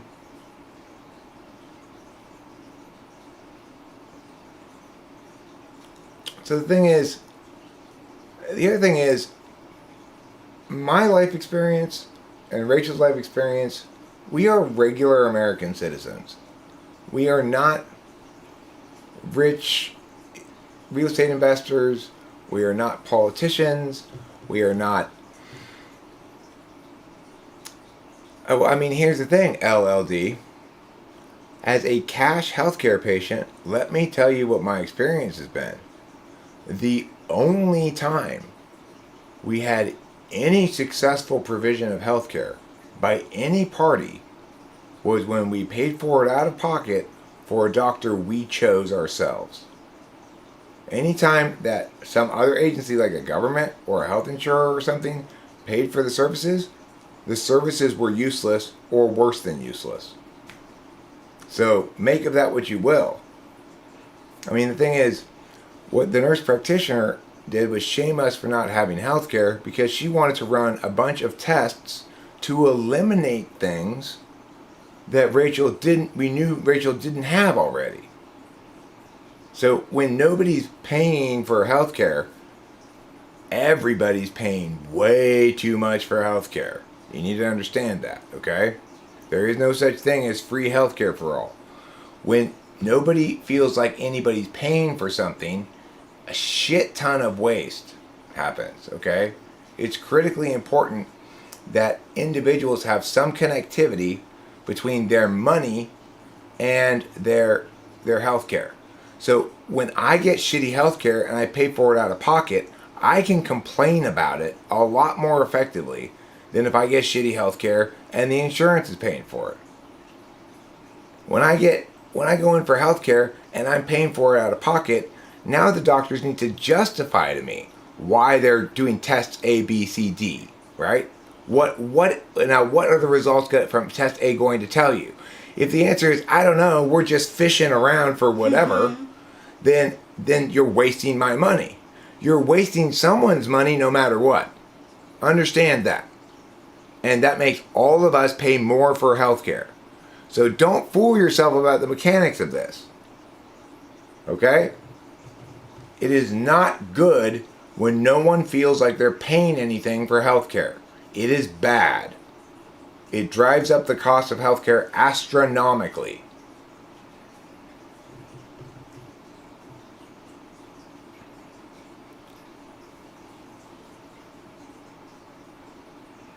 My son got pissed off at another kid and said, "Suck my balls" to another girl. Another boy, a girl tattled. Well, I hope then your son told both the girl and the adult to whom the girl tattled to suck his balls. Yeah. You have to say what you said. Oh, 2 more people to hear my message of truth. Suck my balls. What was it that you said? Suck my balls. Do you believe in the phrase, what we think is what we become, or is it just a phrase feel good? I don't believe in it at all, no. I think it's bullshit.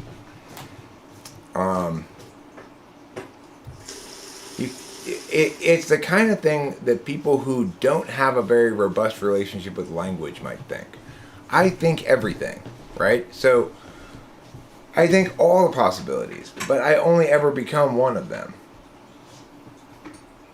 So it's obviously nonsense to me because I think all the possibilities and I don't fixate on one of them and I don't. So it's like obviously the vast majority of what I think never comes to be. And that's for somebody who's got a robust relationship with language and the capacity to ideate out a bunch of possibilities all the time.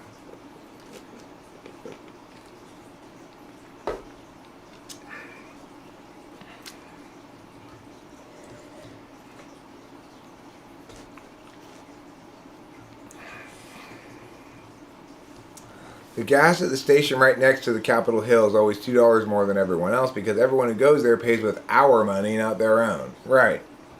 So if you've got a taxpayer-funded gas card, you've got no problem going to the gas station that's more convenient, but it's $2 more a gallon. It's not your money. Put it on the thing so it doesn't matter. I want to save a little bit of time. So that's the kind of attitude that we need to excise from public service. People need to understand when they are entering into public service, they are sacrificing a portion of their life to fulfill their duty as a citizen. It's not going to be their job. It's not something they really want to do.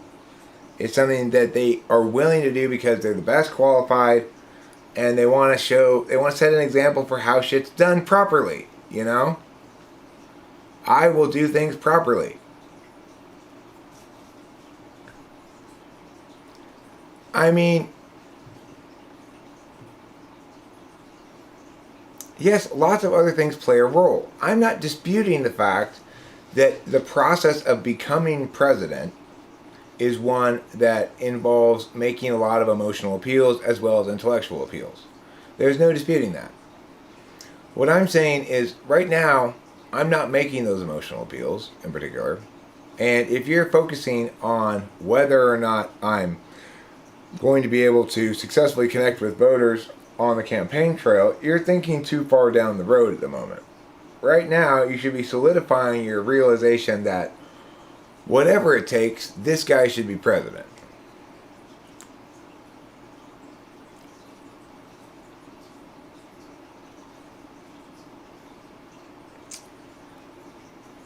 And that's when they had their first homosexual experience. They both said, okay.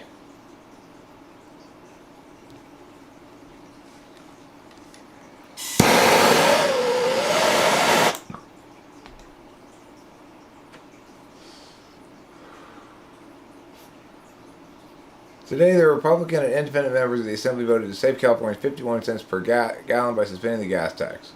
Well, good for them. Good for them. Then they started in with a Broadway song. I'll suck your balls if you suck my dick, then you can suck my balls and I'll suck your dick and we'll take turns with the suck-a-rick-a-rick and that's how we make ourselves ejaculate.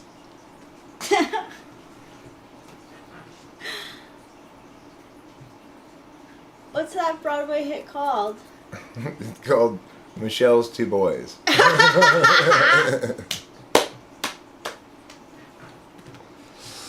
Yeah, she was. She was Johnny on the spot with the dance number. You're right, Ruben. Good observation. Thanks, Ruben. I'm always there for a Broadway hit. Music just in general. I mean, the thing is, as somebody who grew up in Los Angeles in the 70s, I know just how bad the air quality was. Okay, so when I grew up in the 70s, there were a lot of smog alert days, and smog alerts were first stage, second stage, and third stage.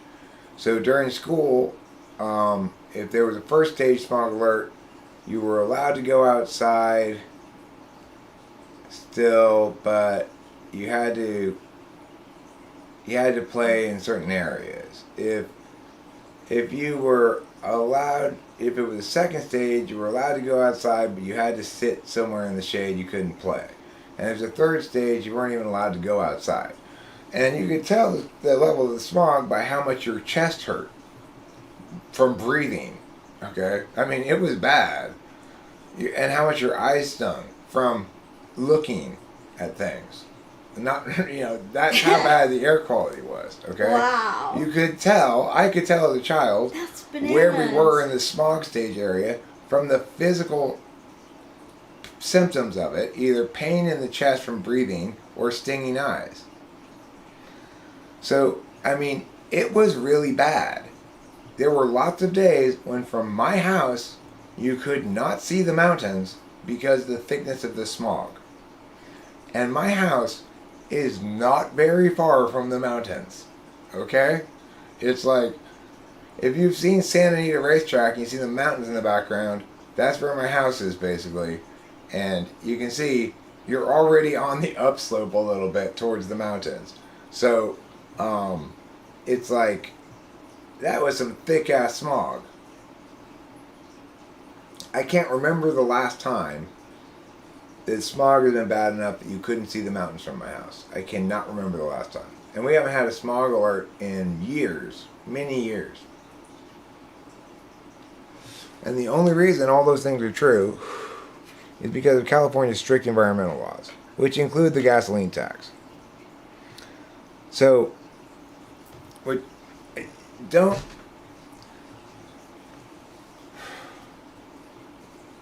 Yeah, my dad's house.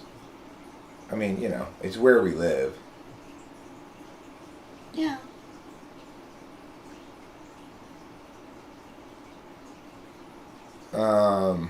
That's very ESTJ of you, Michelle.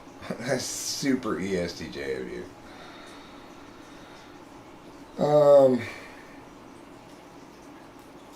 So, I'm, by and large, in favor of environmental laws. And I believe in keeping air clean and water clean. I believe in sustaining wild areas as wild areas. I believe in limiting human usage in those areas. I believe in not turning old growth forests into timber. I believe in all that shit, I believe that we should do something about plastic in the oceans. I believe we should, but then I also have some more, what you might call, postmodern feelings about environmentalism. For example, I want to restore the Salton Sea to what it was at in the 40s, during which time it served as both a incredible fishing reserve for saltwater fish and also a great wetlands for various birds and stuff. Now, that would not be promoting what's sort of naturally, historically there, because the Salton Sea is the result of human error that redirected the Colorado River at some point around 1900. But nevertheless, it's still a big body of water that's now so salty and full of botulism that nothing can live in there. Well, what my point is, let's put a water cleansing facility at the Salton Sea. Let's desalinate it some. Let's get it to be safe water again. And let's restore it to what it once was, which was an amazing area for fishing and hunting. Not that I'm into hunting at all, and not that I'm into shooting migrating birds, but a certain amount of that could be permitted as well. And the Salton Sea could be restored to its former glory. Because during the 40s, it was the greatest sport fishing spot in the world. Wow. It had massive saltwater fish, ocean fish, swimming around in there, and shit tons of them. It was warm, salty water that was just right for these fish to breed rapidly and grow huge. And then gradually the water composition, got more and more salty because it's a dead inland lake, So I'd say restore that. Now, regarding the question of, did you start loving Rachel at the time of your illness, or you started loving her when you made her fine? I mean, I think when I first realized how much I loved her, was the first time I had to take her to the hospital around Christmas, and I had to seriously consider, I guess this relationship may be over. I didn't sign up for this kind of thing, right? And when I conceptualized that happening, I felt a great sorrow in my heart. Like, I can't lose Rachel, though. And it was around then that I realized how much that I really loved her, and that I wasn't willing to. The thing is, from the get-go, Rachel presented me lots of opportunities to break up with her without, presumably, you know,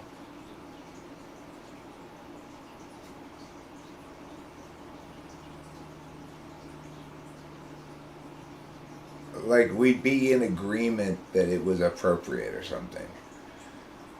But that made me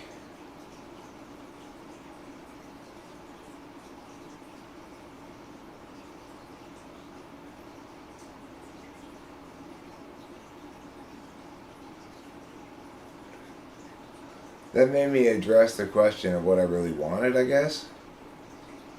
And I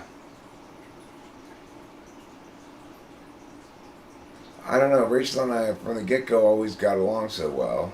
We always saw so eye to eye about a lot of different things. We always seemed to appreciate each other. And I knew I'd never been in a relationship with anybody before that was really a good friend as well. Like, in my previous relationships, I either didn't really hang out with the woman as like a friend. They were more like, she has her friends, I have my friends. Or hanging out with them was trouble filled. With Rachel, by and large, hanging out with her is the most natural thing in the world. I always feel like, what's going on when she's not around? Unless it's nighttime and she's asleep, in which case I think to myself, well, here's my time to be doing something. I should be doing something right now. Sometimes I do and sometimes I don't. Sometimes I do things when Rachel's up too. Like, I don't consider this live streaming doing anything. We just felt chatty, basically, or I felt chatty, and Rachel felt like live streaming as well. But you may notice for every 999 things I say, Rachel says one thing. So you probably think, wow, Eric, you're really dominating the conversation here. Why don't you give her some room to talk? You'd be surprised. She doesn't really have a whole shit ton of things to say. But, you know. No.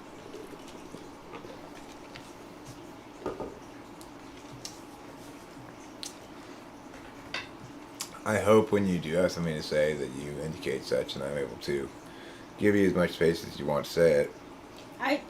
That's what happens.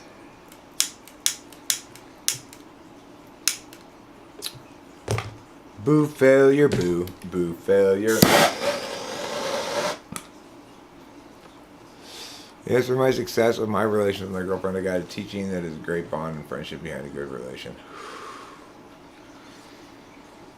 Yeah, I mean, I don't know. How do you explain love? How do you explain attachment and connection? It's, especially with me and Rachel, it's complicated to explain because I think we both started the relationship with our normal strategy, which is to fake being good partners. Mm-hmm.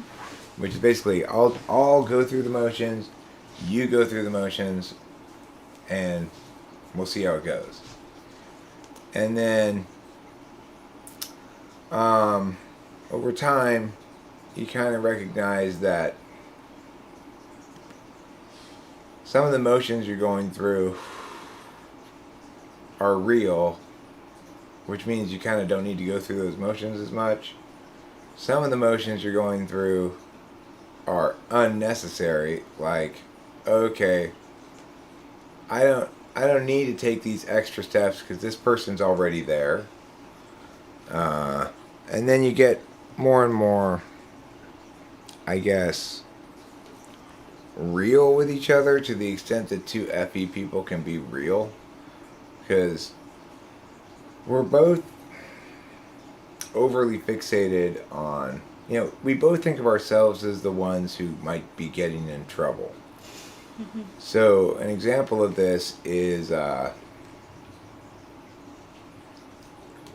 other day we went to the pharmacy and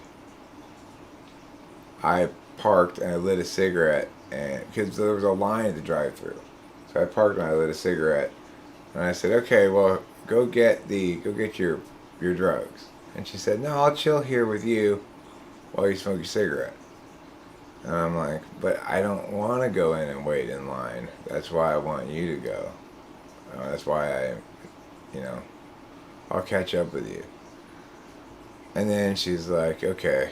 And then she went inside, right? Now, during the time that she's inside and I'm outside, we're both thinking about what each of us respectively did wrong. So I'm thinking, okay, how am I going to defend against this if Rachel comes back and she's mad at me and she's saying, "That's not cool because," and this is the idea that's in my head as to why she might be mad, what argument she might use. Because why is it okay for me to stand in line, but you don't have to stand in line? And I think, okay, well, my answer to that is going to be, sometimes when I go get my prescription, I go by myself. I did last time, I think, maybe. At least sometimes I do, or I have. So the point is, if I'm okay with getting my prescription by myself, then you should be okay with getting your prescription by yourself. So then I felt like, okay, I've got a good defense in place. But of course, Rachel's inside thinking, Eric's going to be mad at me because I don't know what her reasoning is. Honestly, I felt like I snapped back. Oh, because you weren't very nice about it. Yeah. When I said whatever. Whereas yeah, I wasn't really like, paying attention to the tone. Like, oh. That's how I was, and I was not happy about my actions. I was like, that wasn't justified.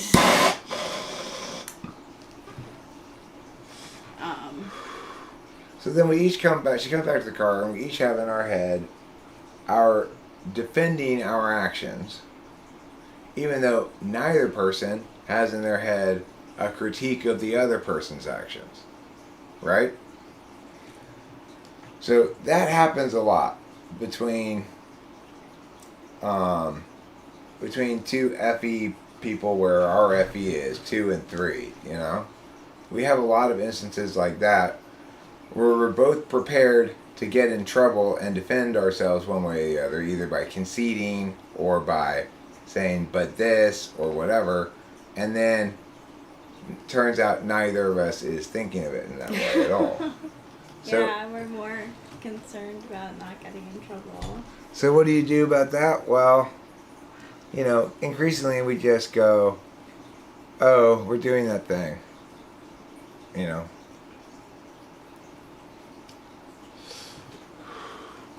Now, I mean, by and large, FE is not an emotion.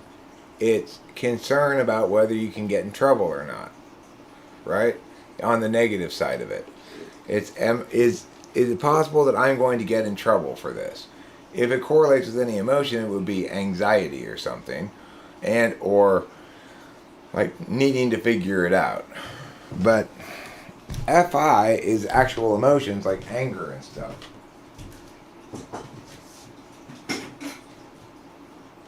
Yeah, FI is anger and stuff.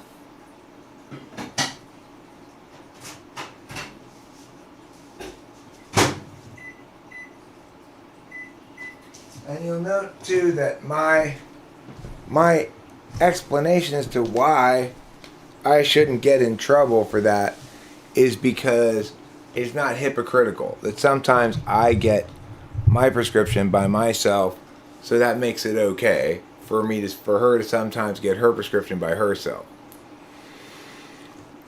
It was a very Effie style justification. That's what Effie sounds like. Well, thanks, Horse Mumbler. I'd like to think that you're right about that. Thanks, Horse Mumbler. I appreciate that too. Didn't you teach in China for a while, Eric? How was that? I did teach in China for a while. And it's funny, I saw a video about people who moved to Japan, and it had this graph on it that shows how your emotions go. You arrive, here's normal emotions. You arrive, they go, whew, I'm in Japan. Then they go, I don't think I like Japan. And then they get back up to normal at some point, apparently. Well, after 3 months or 3.5 months, however long I was there, I was desperately ready to get back to the United States. I had had enough of China. China is frustrating in ways that I'd not experienced before. I had this really, really frustrating experience at this boarding school where I was putting on a debate tournament and was in charge of putting on the debate tournament, but couldn't make any decisions about it without getting approval from this other guy that I didn't have access to on a regular basis. So it was like, okay, look, I need to do this like this or get you to approve it or something, because all these other things are predicated on me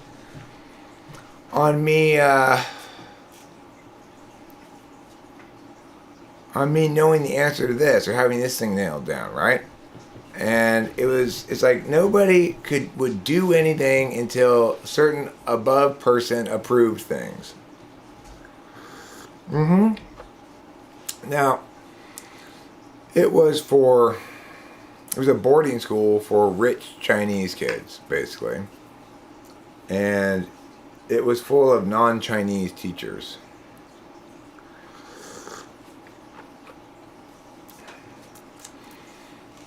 Obviously, they picked the topics very carefully for debate.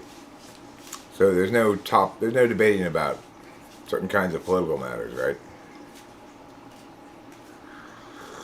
Is there any left for a second cup? I'm not sure. You'll have to go check. Okay. Yes, my channel is monetized. Oh, I like that emoji, Winston's mom. That's cute. When they I was monetized before they made the switch over to require channels to be a certain size before they're monetized. When they did make the switch, I was that size and met all their criteria, so I retained monetization at that point, and I've been still monetized ever since. Now, I'll tell you this, it doesn't pay very well, so I don't have mine set up to maximize money incomes. So if you wanted to run a YouTube channel that was maximally paying you, I'd have memberships set up, which I could but don't. I'd talk about super chat a lot more and encourage people to super chat. I'd offer to do things for super chats, like I'll type a celebrity you want if you super chat me, or something like that. You know, like C.S. Joseph does.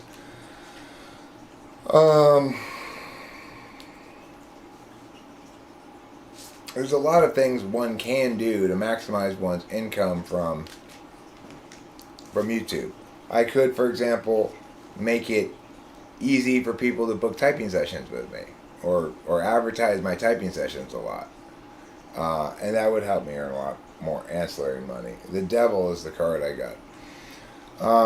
But simply from YouTube ad revenue, it's about $200 a month, $250 maybe, which is not very much. YouTube expects you to get your income from these ancillary things.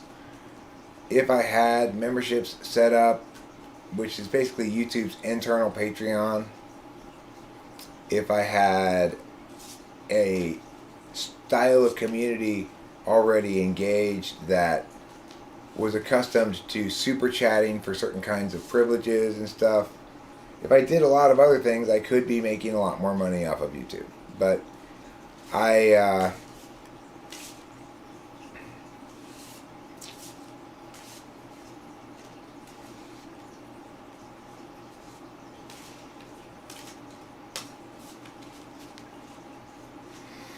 like memberships feel like a responsibility that I don't want to undertake, really. Thanks, Ruben. You're a sweetheart. The Six of Cups.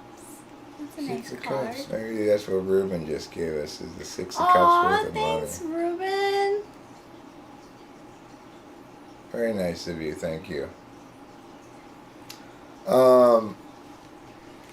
So it's like,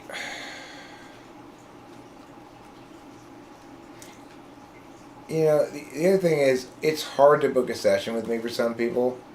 I don't make it easy. I'm not going out of my way to. I don't have good customer service. I don't promise good customer service. I promise to do a good job when I'm typing you. But if you expect good customer service from me, you're going to be sadly disappointed. Ruben R., I'm going to get you, draw a card for you. And I only accept PayPal. And so if you don't have PayPal and you want to hire me, then you either have to set up PayPal or just not hire me. I'm not accommodating to your needs at all. And what did he get? Number 2, the High Priestess. Hey, Lassie. nice. That means you've got your intuition all up in this business. All right.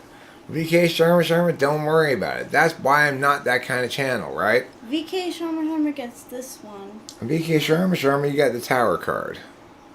My point is this, though, VK Sharma. Even though you didn't give me $3.11, your voice is just as important as Ruben's voice, okay? I'm not that kind of channel that says, oh, you count less because you don't give me any money or something. I don't like that stuff. It makes me feel, I don't know, what's the word? Icky? We have a crab bank. I have accepted cash before. Somebody mailed me a $100 bill one time. Yes. I said, that's fine. And I did the typing before he sent the money. I just trusted he'd send it. And sure enough, it came in the mail.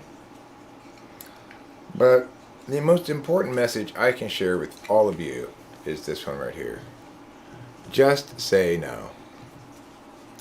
Just say no to people who tell you not to do drugs. Any age, really. I've not discovered a bottom end to it, except maybe, I mean, before 4th grade, it's a little trickier, maybe. But anything over 4th grade, no problem. They're very typable. They're actually kind of more typable than adults. I've typed lots of kids.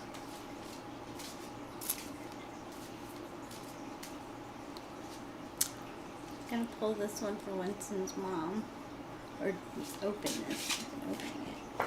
I've had some people say it's not good to type kids because then somehow you're locking them into some identity that they don't get a chance to grow from, or maybe. I could type your son, no problem.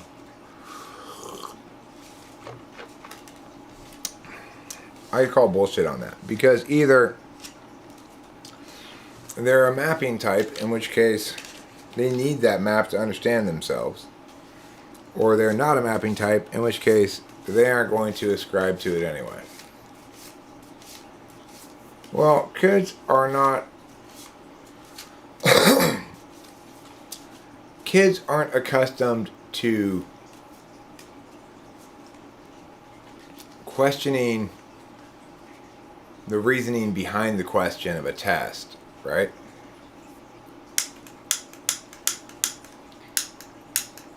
Winston's mom, you got the Justice card.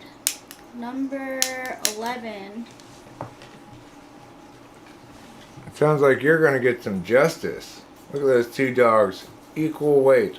Equal weight, different colors. Just like Michael Jackson and Paul McCartney and Ebony and Ivory. Ebony and Ivory were together like something Pooh and Pea. I disagree with you, Boba Fett. I disagree with you. The idea that a type is an identity needs to be squashed. Quashed. Michelle Way, your card's next. Well, I mean, type is a configuration of attentional habits around which an identity constructs or develops over time. Your ontology includes both, but I don't know. Michelle Way gets the world. Michelle, you got the world. 21. Congratulations. You got the whole world in your hands. What are you going to do with it right now? Cute little doggy. Make a quick decision. It's a hot world. You got to pass it, keep it, eat it, suck it, throw it. What? And yeah, sure, I could do one for your girlfriend, VK Sharma. Why don't you take that card, that request from Horse Mumbler, and even though it's directed at Winston's mom, why don't you do a reading for Horse Mumbler? Let's give him a 5-carder. Okay, so I'm going to do the girlfriend first. Okay. And your girlfriend gets VK Sharma's girlfriend, he asked. VK The world Sharma's also. girlfriend gets the Your girlfriend's world. feeling the world. She's yeah. completed something, feeling her oats, feeling solid. She's learned to just say no.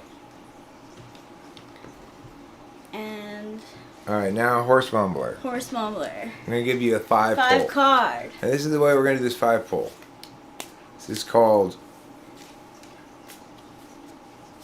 your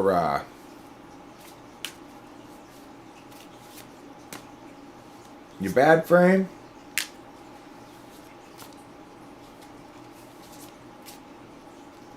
your good frame. This is your natural self, your informed self, and this is the frame that tells us about which one is determinant on the first 2, and this is the frame that tells us which one is determinant on the second 2. Okay, whatever the issue is at hand, whatever that issue may be, maybe it's you're worried about the state of Arizona highways. Well, the bad frame, Queen of Pentacles. That it's all going to come down to practicalities done with a certain schmooziness. The positive frame, what is this? X is 9 of Wands. 9 of Wands. What's that one mean? It's kind of like you've been in battle for a while and you're right near the end. You're a little bit exhausted, but you're still standing up. So, in the better frame, this thing's almost over. Now, which of those frames is predominant? 9 of Swords. Anxiety. Anxiety. Sleepless nights or having nightmares. I think that goes more along with it's almost over. So I think the good news there is it's almost over. Or whatever this problem thing is that's giving you problems. Yeah. Now, if you deal with this thing with your natural self, that means you're dealing with it in a 7 of Cups kind of way. What does the 7 of Cups mean? Imagination, choices. Imagination and choices and stuff like that. But if you deal with it in an optimized or informed self or less reflexive kind of way, then you deal with it as per the Chariot. Moving forward. So this top card is going to tell us, do you need to be your normal self or an optimized or informed version of that self? And the answer is Queen of Cups. So I would guess since Queen of Cups is bigger than 7 of Cups, it suggests moving away from Cups or movement along that line. So I'm going to say it goes with the Chariot. So look, it's almost over and you just need to move on. That's the gist of this reading. Okay, whatever it is. Can we do one for you? Maybe it's that baby who's trapped in the well. It's almost over. The baby's almost going to die and you just need to move on. Alright, we'll do one for me. Have you ever heard the lyrics for Scotland to the Brace? Hi, Master Bobby. Here's my bad frame. My good frame.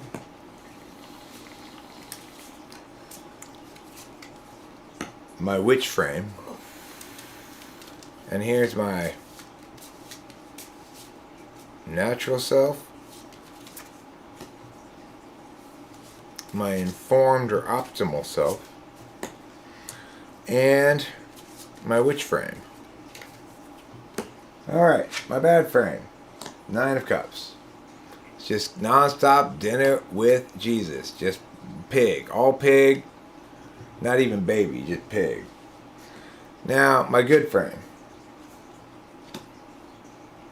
2, 3 of... I think sticks. 3 of rods. What's that, like? Apprentice? Waiting for your ships to come Waiting in. for my ships to come in is my good frame. So, less partying, more waiting. Okay? And the proper frame... It's the 10 of Cups. 10 of Cups is what? Happiness, marriage, emotional fulfillment. So maybe it's just saying, hey Eric, just be happy with what you got going on, just be a pig and be cool with that. Yeah. Maybe that's what that one's Yeah, saying. I mean it does 9 does come before 10. Yeah. Now in this one, my natural self, the Emperor. I'm just naturally the Emperor. What does that mean? Authoritarian. I'm an authoritarian asswipe. Okay? Just that's my natural way of being. My informed self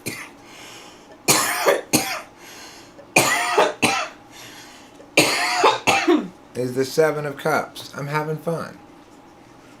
I'm feeling feelings. Which one should I be? Ooh, the Moon. I think that goes more with the Emperor. Yes, I do too. So it's saying just be your imperious asswipe self, Eric. Just embrace it. You're a Doberman Pinscher with a golden apple. Live the dream. Live the dream. So I guess I will. Okay, cards, you win.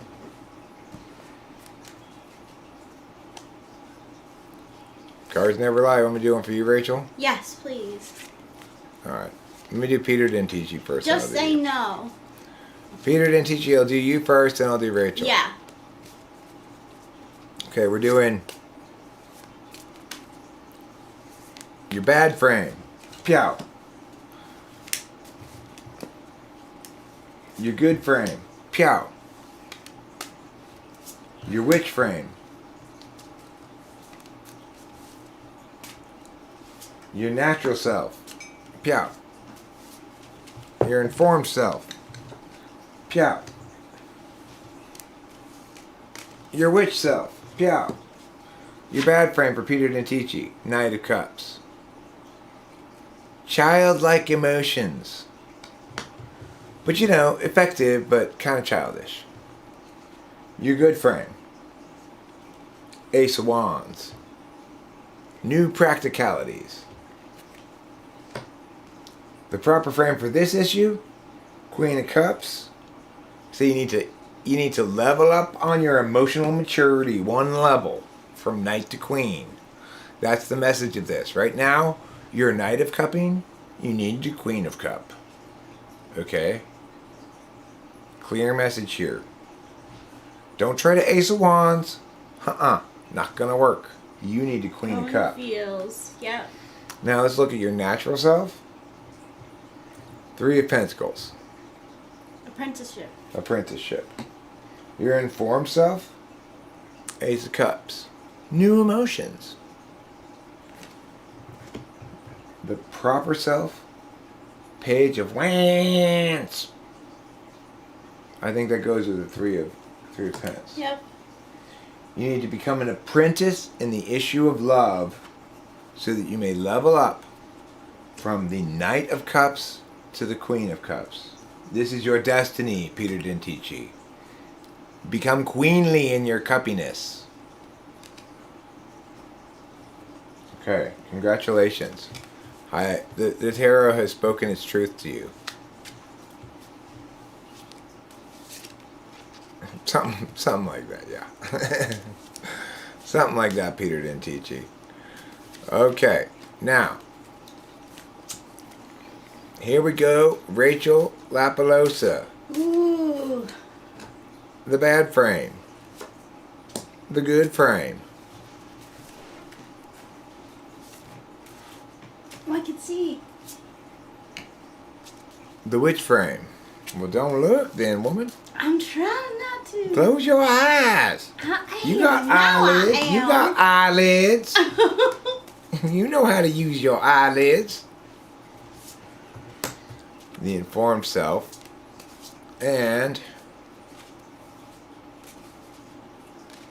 the witch self. Alright, here we go. Rachel's bad frame. The fool. Don't be a fool, girl. Rachel's good frame. The magician. Wow, getting some power cards. The proper frame. The sun. Wow, you really got some power cards here. That goes with the magician. In other words, don't fret, girl. Your fooliness is outweighed by my magicianhood. We're gonna be just fine. We're a gay couple after all. Yeah, we are. Now, let's look at your natural self. The Page of Pentacles. Rather childlike in your expenditures. Your informed self. Ace of Cups. It's a brand new emotional adventure every day. And your overarching self. The Four of Cups. What's that one? Regrets? Spilt milk? No, that's 5, isn't it? Oh no, contemplation. Contemplation, introspection. So I think that just says, hey, you know what? Let loose of your old cups. Embrace your new cups. Don't be a fool. The sun is right there in alignment with your gay couplehood to a magician. Thanks. Thank you for the reading. You're welcome. Lady Lou, would you like a reading too? Here we go. Oh yeah. Woo. Oh. This is a special kind of feeling in your heart. Lady Lou's getting excited now. She realizes the truths of the tarot are about to fly fast and furious at her face. We begin with the bad frame, followed up with the good frame. Follow that up with what you might call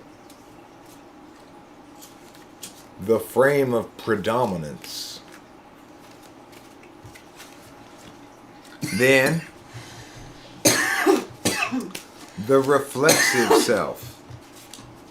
Lady Lou's reflexive self, uninformed by any knowledge, wisdom, truth, or joy, just born fresh from the womb, a baby crying for her mother's teat, her natural self. Next, we discover how the informed self of Lady Lou looks. And finally, a question I like to call, which self is on the shelf? It's this one here. So, wealth. Okay. Your bad frame. Lady Lou's bad frame is the Lovers. So, not a good day for scissoring. Her good frame is the Fool. Just be cool, just being a fool. Just make your way to the pool.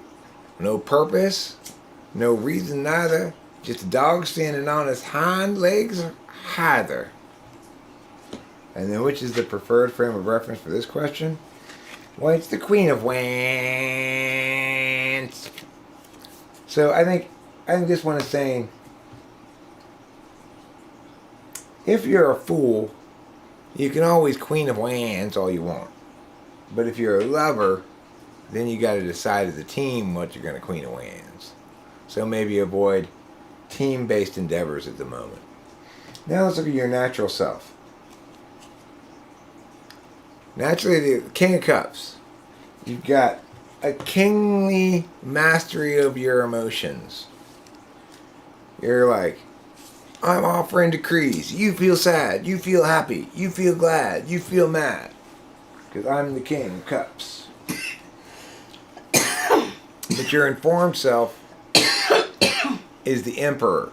Somewhat more badass than the King of Cups. The King of Cups tells the Emperor what to feel. The Emperor goes, look at my gold apple, motherfucker. And wins the argument thusly. Which is the predominant frame here? Ace of Wands. I think the Emperor is more well suited to use the Ace of Wands. So I'm going to go with that one. So be an imperious bitch doing whatever you feel like. That is your destiny. That's the message of this tarot reading for you.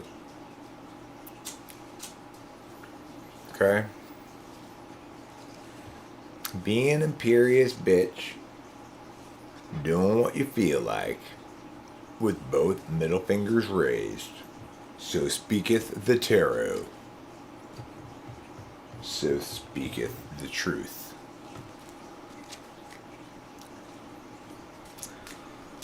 I am 16, going on 17. Fellas, I'll stand in line. They want to touch my boobies and then feel up on my behind. It fits so well. Yeah. But not quite as well as I am a man who will wait at McDonald's. I am so thirsty for refreshing Coke. So good. That is such a good rendition. Ice cold and refreshing. McDonald's will beckon, 'cause I do it all for $1 large Coke. I did it all for Coke.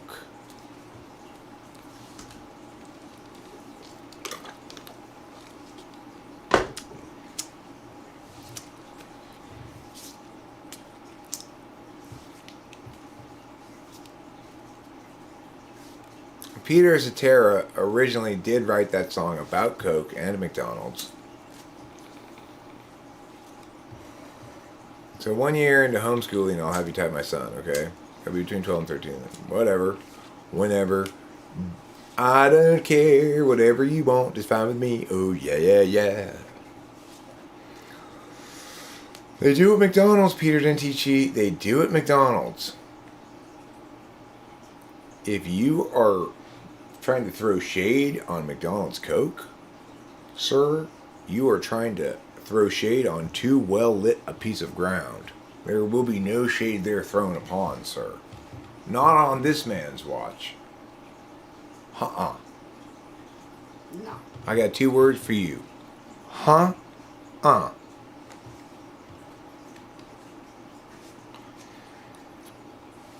McDonald's Coke is fantastic. Yes, There's no fantastic. denying it. Stop pretending it were otherwise. Yeah. We just had some today. It was delicious. You must just be a hater who makes your own version of Coke that's not nearly as good, and that's why you're hating on it. It does have so much to do with how much ice. That's true, Boba Fett. Let's not dismiss this ice question, because it is true that the other day at McDonald's, I got a Coke with a little bit too little ice in it. I was a little frustrated. I didn't say anything. It's still good, but I kept shaking it around. Oh. When you're doing that too many times, you know you don't have enough ice in it. Yeah. How much ice does make a difference? And it seems, in general, Coke has the correct standard amount of ice. It's a multiplicity of factors. I looked it up, and there's an excellent article from Reader's Digest explaining the multiplicity of factors that makes McDonald's Coke better than other Coke. And I do like McDonald's coffee quite a bit as well. The reason I don't like My only problem with McDonald's coffee is they don't have powdered creamer to put in.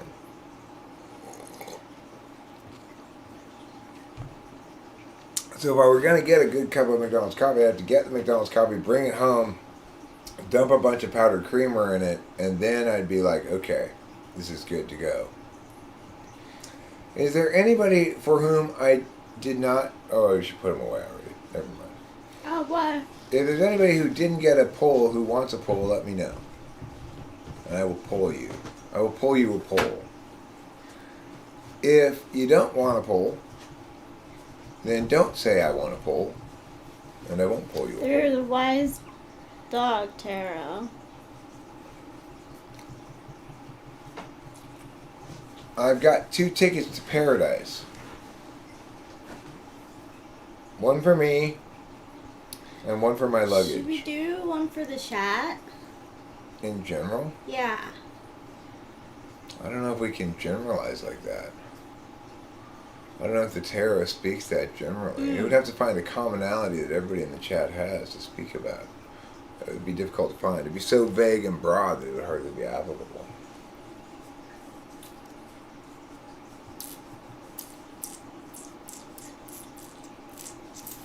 Where are we going? Are we going too far away? Are we going to Spain? Yeah, yeah, yeah. Are we going to Portugal? I hear it's a pain. Yeah, yeah, yeah. 'Cause they don't speak Spanish proper. They speak Portuguese instead. That's why I wish it were just one country instead. One commonality of people in this chat is that they are in a chat. Okay, well then. Lady Lou said she would be down. I'm gonna do it. Alright, we're gonna double down.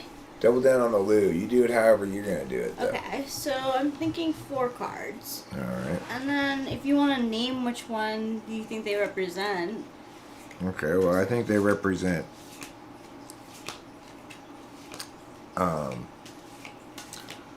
back burner, front burner, metaphysical action, and physical action. Back burner, front burner, metaphysical action, and physical action. That's what I think these 4 cards Back represent. burner. Front burner. Front burner. Metaphysical action and physical action. So the first card basically says, this is a long-standing thing that's still back-burnered, kind of, that's undergoing everything, that's been there for a long time, that will probably continue to be there for a while. 10 of Pentacles, family. You've got some lingering family issues, don't you, Lady Lou? So says the tarot. Now, what about front burner? Things that are important to you right now, positive or negative, whatever they may be, things of pressing, more urgent concern. They're also more temporary by nature. 6 of Cups. 6 of Cups, y'all. Nostalgia. Are you scrapbooking right now, Lady Lou? Are you scrapbooking? Something nostalgic is important to you right now, but it's a temporary importance. Now, what kind of language-based action should you take? Let's find out. Ace of Swords.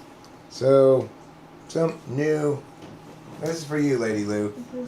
Some new thinking thing should be your focus rather than thinking out an existing thing. And then, as far as actual action, physical action, you get Knight of Swords. the Knight of Swords. So your physical action should be more development of the idea, the new idea. And there you go.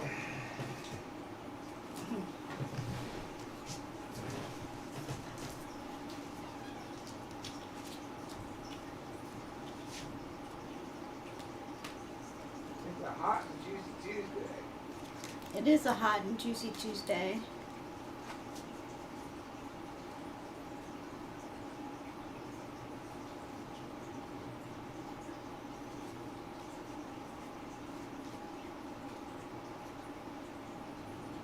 You're welcome, Lady Lou. That was like for everyone in general in the chat.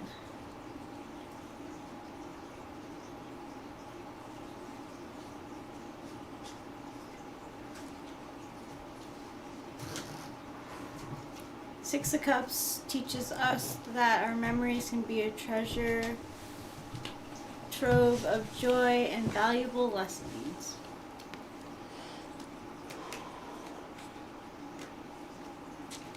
LLD would like one. Alright, LLD. Why don't you do the cards, Rachel, and I'll play some appropriately mystical sounding music in the background. We'll do the one with the 2 and... Yeah, sure.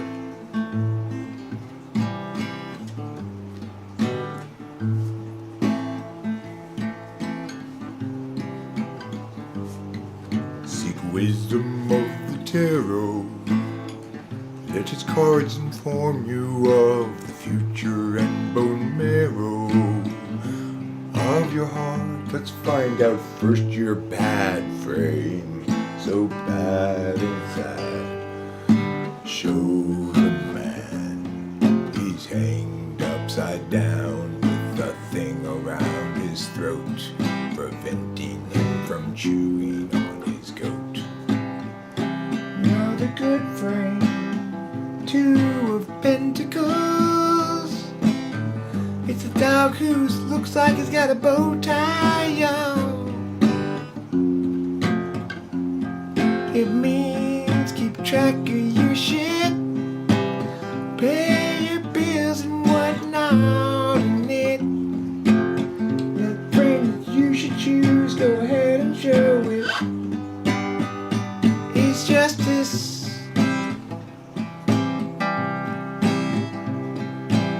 So do the thing that's most just and true. Now let's see who is the natural you. 7 of Pentacles, what's that mean? Lead around and you'll get lots of money. You've got to wait for money. Now your informed self, the shit ton of cups on the shelf. How many cups? 9, you said? 9 of Cups, that's dinner with Jesus. Choose from all the dishes as he pleases. Which is your final self? Let's find out. She'll turn the card, and what's it tell? It says it's a bunch of swords. Count them, oh, it's 10, not more. 10 of Swords means you feel trapped or about to be released. At least that's one way of interpreting that stuff.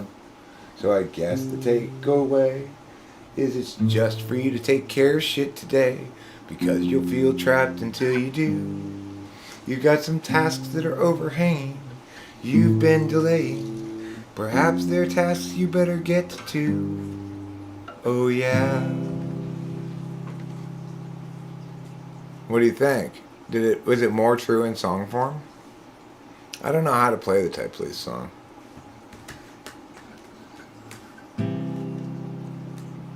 I'll tell you what, I'll play this song.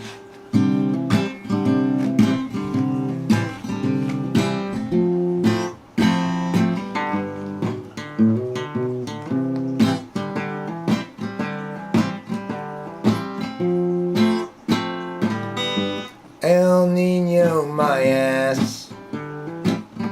You call those storms? Where is the rain? Those drizzles don't count, I drizzle more when I pee in the sink. And it's just the right height to catch all of the undesired splatter. And when I'm done, I'll go outside and climb a ladder. And when I'm there, take me a bucket and pour water inside. And I'll say, hey, Mr. Cloud, drop it from the bottom. Hey, Mr. Cloud, won't you drop it from the bottom? Hey, Mr. Cloud, drop it from the bottom on me.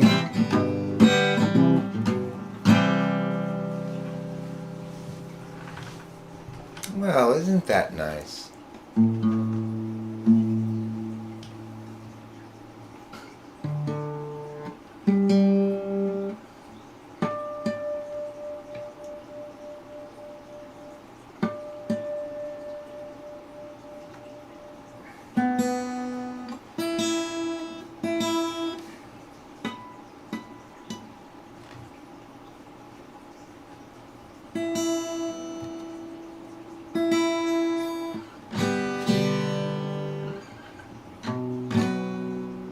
Play Cloudy Day?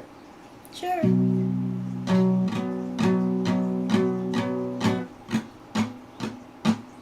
It's a very cloudy day in Los Angeles. And today we run out of time. Troubles past, struggles still to come. Day is nearly done. Someone buy us some more time.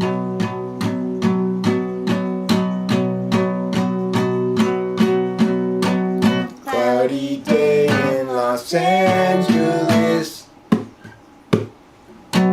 Cloudy day in LA.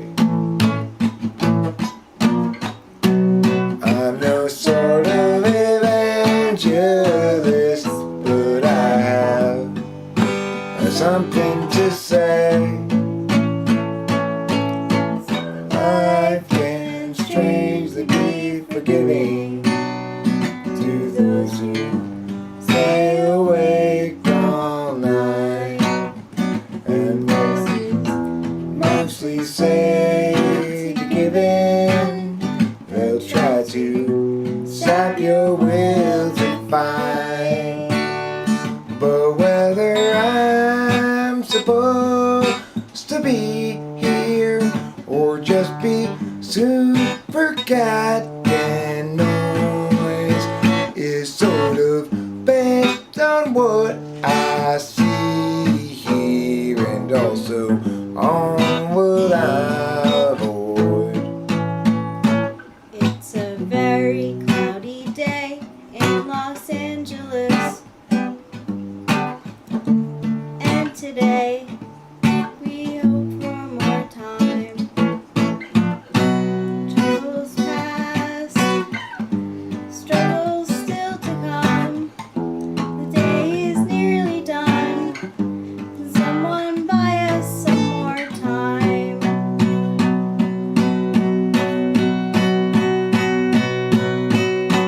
Cloudy day in Los Angeles. Cloudy day in LA. I'm no sort of evangelist, but I have something to say. Something to say. That was pretty clean. Yeah, That was a good one. it was good. That was clean as bling. Which is pretty clean. That is.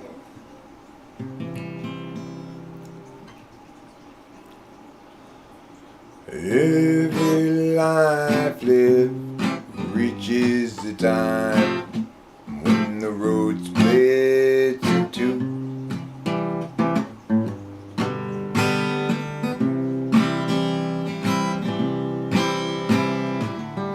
There are times, dark times, times of despair, times when it's hard to feel good. That's when I look for my sack full of solvency and that satchel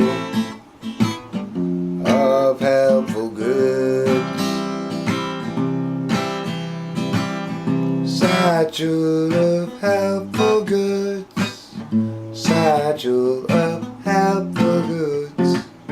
Satchel of helpful goods. Every life lived reaches a time when the road comes to an end.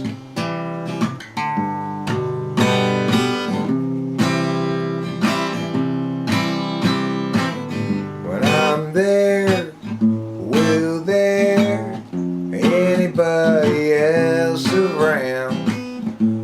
Or will I travel all alone? That's when I look for my sack full of solvency. I hear that satchel fill up with home. I hear that satchel, now nothing but home. Satchel of helpful goods. Satchel of helpful goods.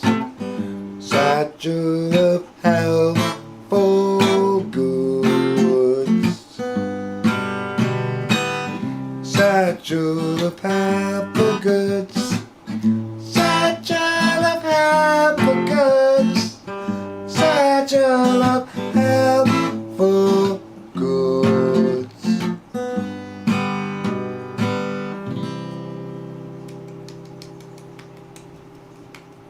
Thanks. That was pretty good. It was good.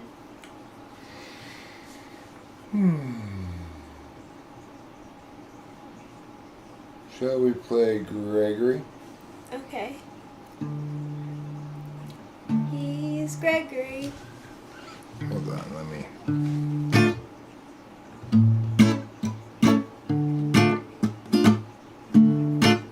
He's Gregory. In disguise, hands in his pockets. Now he's walking down the drive. Averts his eyes. He doesn't want you guys to realize that he's Gregory. In disguise, hands in his pockets. Now he's walking down the drive. Averts his eyes. He doesn't want you guys to realize that he's Gregory. In disguise, he hates the lies. Wants to confront the man. Ooh, Always telling that. ooh, But every time he tries, ooh, they only run and hide. ooh, But then he is denied the chance to yell at them. He's Gregory. In disguise, hands in his pockets. Now he's walking down the drive. Averts his eyes. He doesn't want you guys to realize that he's Gregory. In disguise, hands in his pockets. Now he's walking down the drive. Averts his eyes. He doesn't want you guys to realize that he's Gregory. In disguise. He hates lies. Ooh, Wants to confront the man. ooh, Always telling them. ooh, But every time he tries, ooh, they only run and hide. ooh, Again he is denied the chance to yell at them until the bridge brings a new approach. Sneakily, he'll try to encroach upon the guilty. Then perhaps he'll get the chance to yell at them. He's Gregory. In disguise, hands in his pockets. Now he's walking down the drive. Averts his eyes. He doesn't want you guys to realize that he's Gregory. In disguise, hands in his pockets. Now he's walking down the drive. Averts his eyes. He doesn't want you guys to realize that he's Gregory. In disguise. Thanks, Boba Fett. I like that video a lot too. I thought it was good. And Peter didn't teach you as far as asking the questions or answering them. It is true that I'm a expository person rather than a inquirer by nature. But it really is contextual. So when I'm typing somebody, obviously I'm asking questions mostly, right? And listening to answers. So it is important to note that there are contextual determinants that are more important usually than that universal truth. Because the implication there is that somehow I'm not able to garner new information, gain new information by asking enough questions, which is simply not the case at all. There are times for asking questions and there are times for explaining things that have answers, right?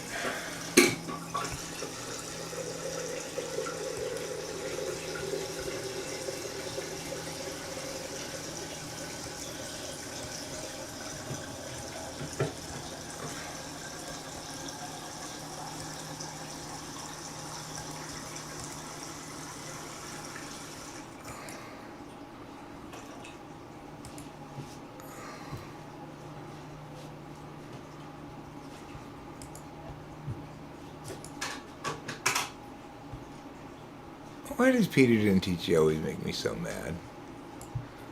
I wonder what that is. Let's figure out what's wrong with Peter didn't teach you that he makes me so mad. It can't possibly be an Eric thing, obviously. Could it? Could it possibly be an Eric thing? Could Eric be the problem? Inquiring minds want to know. Maybe Eric's the problem. Impossible, says everybody. Wonderful, wonderful kitty, having wonderful times. Always cleaning yourself, making sure you got clean lines. Wonderful, wonderful kitty, such a fabulous old friend. And now it's wonderful kitty, bedtime time again. Just let me pet you, don't walk away.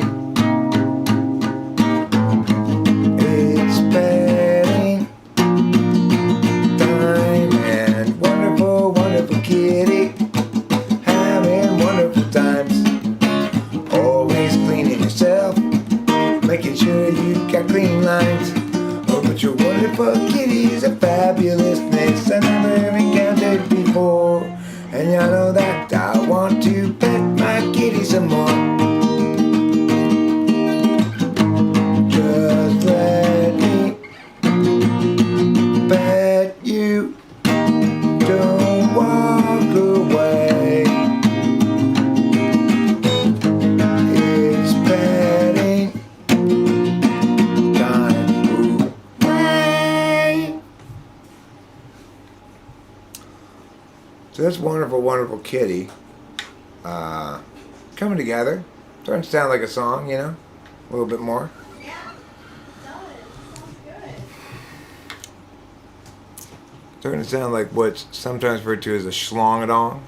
No, it's not strong, no. Is learning to play the guitar easy? I don't know if I'd say it's easy or not. It really depends on, like Peter says here, if you're naturally musical. Like from early on in childhood, I had good pitch. I was naturally musical. It was inborn. I had a harder time being rhythmically consistent, and that's been the same throughout my entire life, just at varying degrees. So, you know.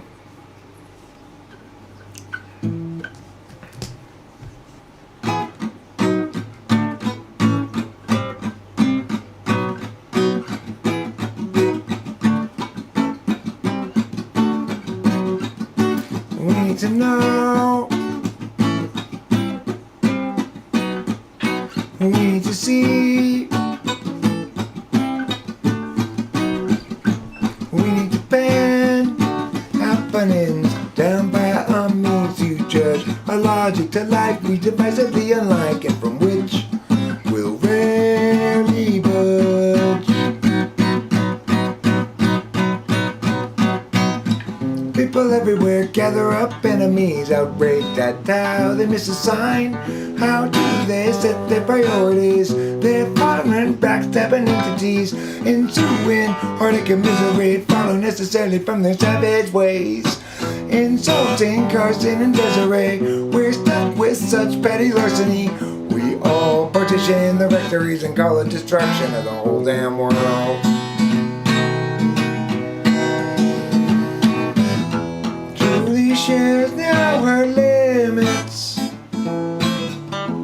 hoping Julie will too. Jerry shares for 4 minutes. He just can't share things like they do. Julie always thought that she should have got to when she had the chance to buy. Julie soon forgot about soon and not, although she up forgot, she'll die. People everywhere gather up enemies, outraged at how they miss a sign. How do they set their priorities? These foreign backstabbing entities, ensuing heartache and misery, follow necessarily from their savage ways.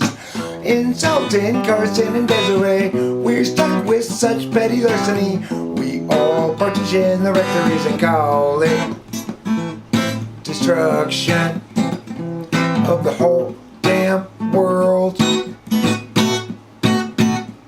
God boom.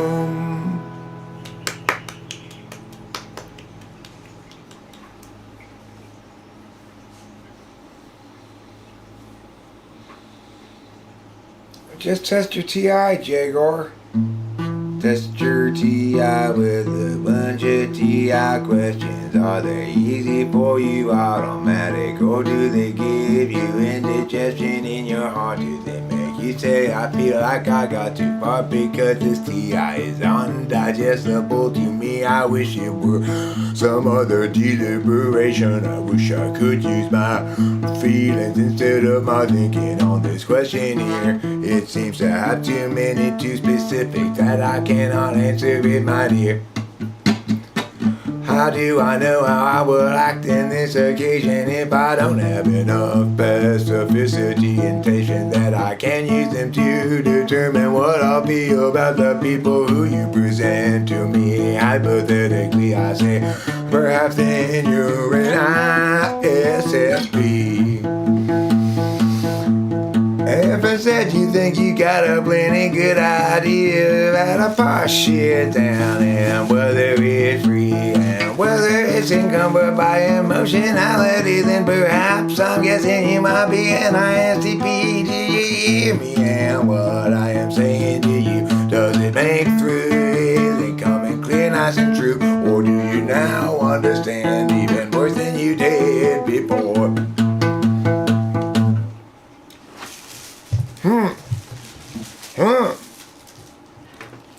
It's called answering a question in song form. That was great. Thanks.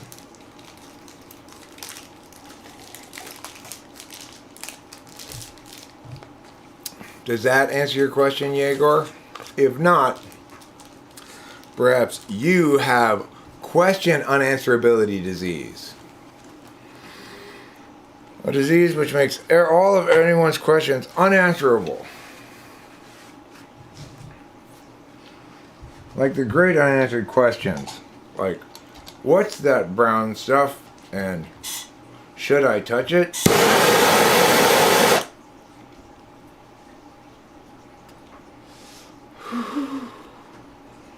Yes, Candy Lady Lou. They don't call me baby pig poop face for nothing. We went to 7-Eleven the other day.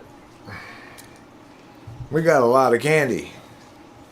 I've eaten a lot of it since we got it too. Using my tooths, my tongue, my mouth, my swallowing bones. I've eaten the shit out of that candy. Mm-hmm. It's so funny that you took the heath because, like, while we were napping yesterday, I had the heath on my mind, and I was like, You got it, it was gone. I already eaten that shit. And you were smart. You're smart. Uh-huh. I got ahead of the game. I said, I'm eating that heath. I'm hungry. I want it. I'm eating it. Me too. And you know what the thing about Heath is? You got to mix your Heath bar with your peach ring, and you've got a fruity toffee explosion of flavor. If you toss in a little bit of coffee into the mix there, oh my God. It's like armies of deliciousness are invading your mouth.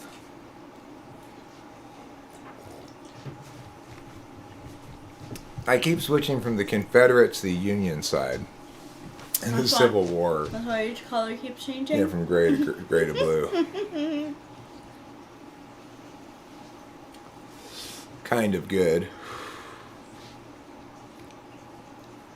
Are you kind of good and kind of wood? Or are you kind of good and kind of bad?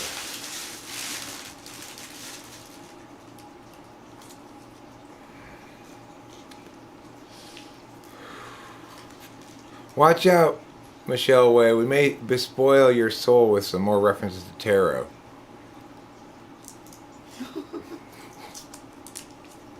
We may. You never know when they can come out. I have Astro Dice too. That Winston's mom gifted us. You never know. I might choose to show on the screen a 5-pointed star. Isn't that a pentacle? Yeah. And you know what that means. Something. Who knows? But something. Probably lizard people. How many lizard people does it take to make an Illuminati? If there are 6 lizard people in 1 adrenochrome, and 3 adrenochromes in 2 Illuminatis, how many lizard people are there in 4 Illuminatis? It's a good question.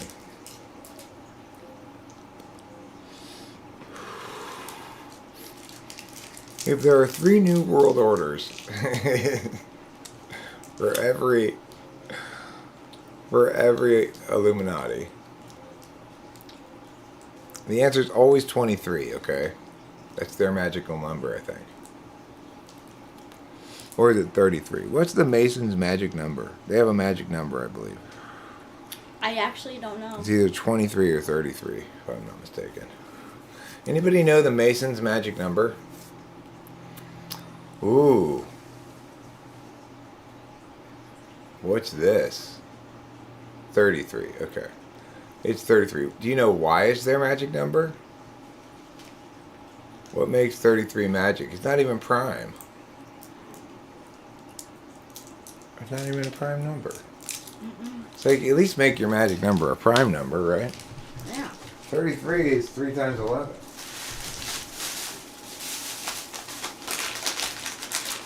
That's hardly what I'd call a prime number, you know.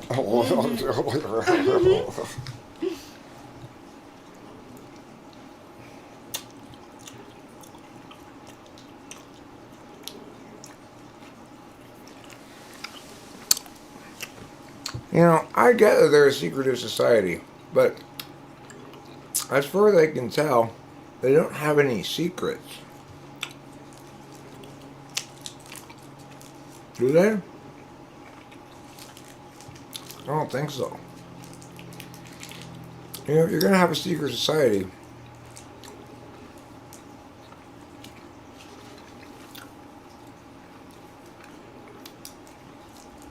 there should really be some secrets that you're keeping, don't you think? Yeah.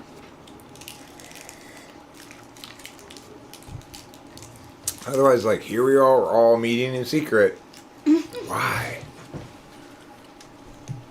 So nobody knows we're meeting. But why are we meeting in secret, though?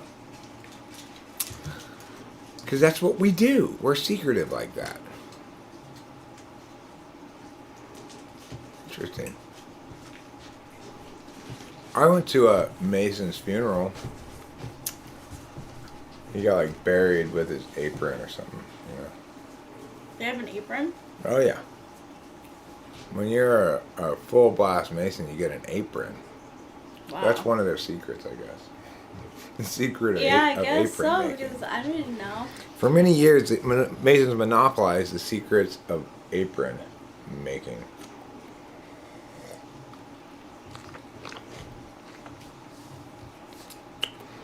Well, anyway, You know what I'm thinking? I'm thinking you don't even have to be a stonemason anymore to join the Masons. What's up with that? I think you should have to be. You should have to be a stonemason, Yeah. right? Why else would you be a Mason? Right.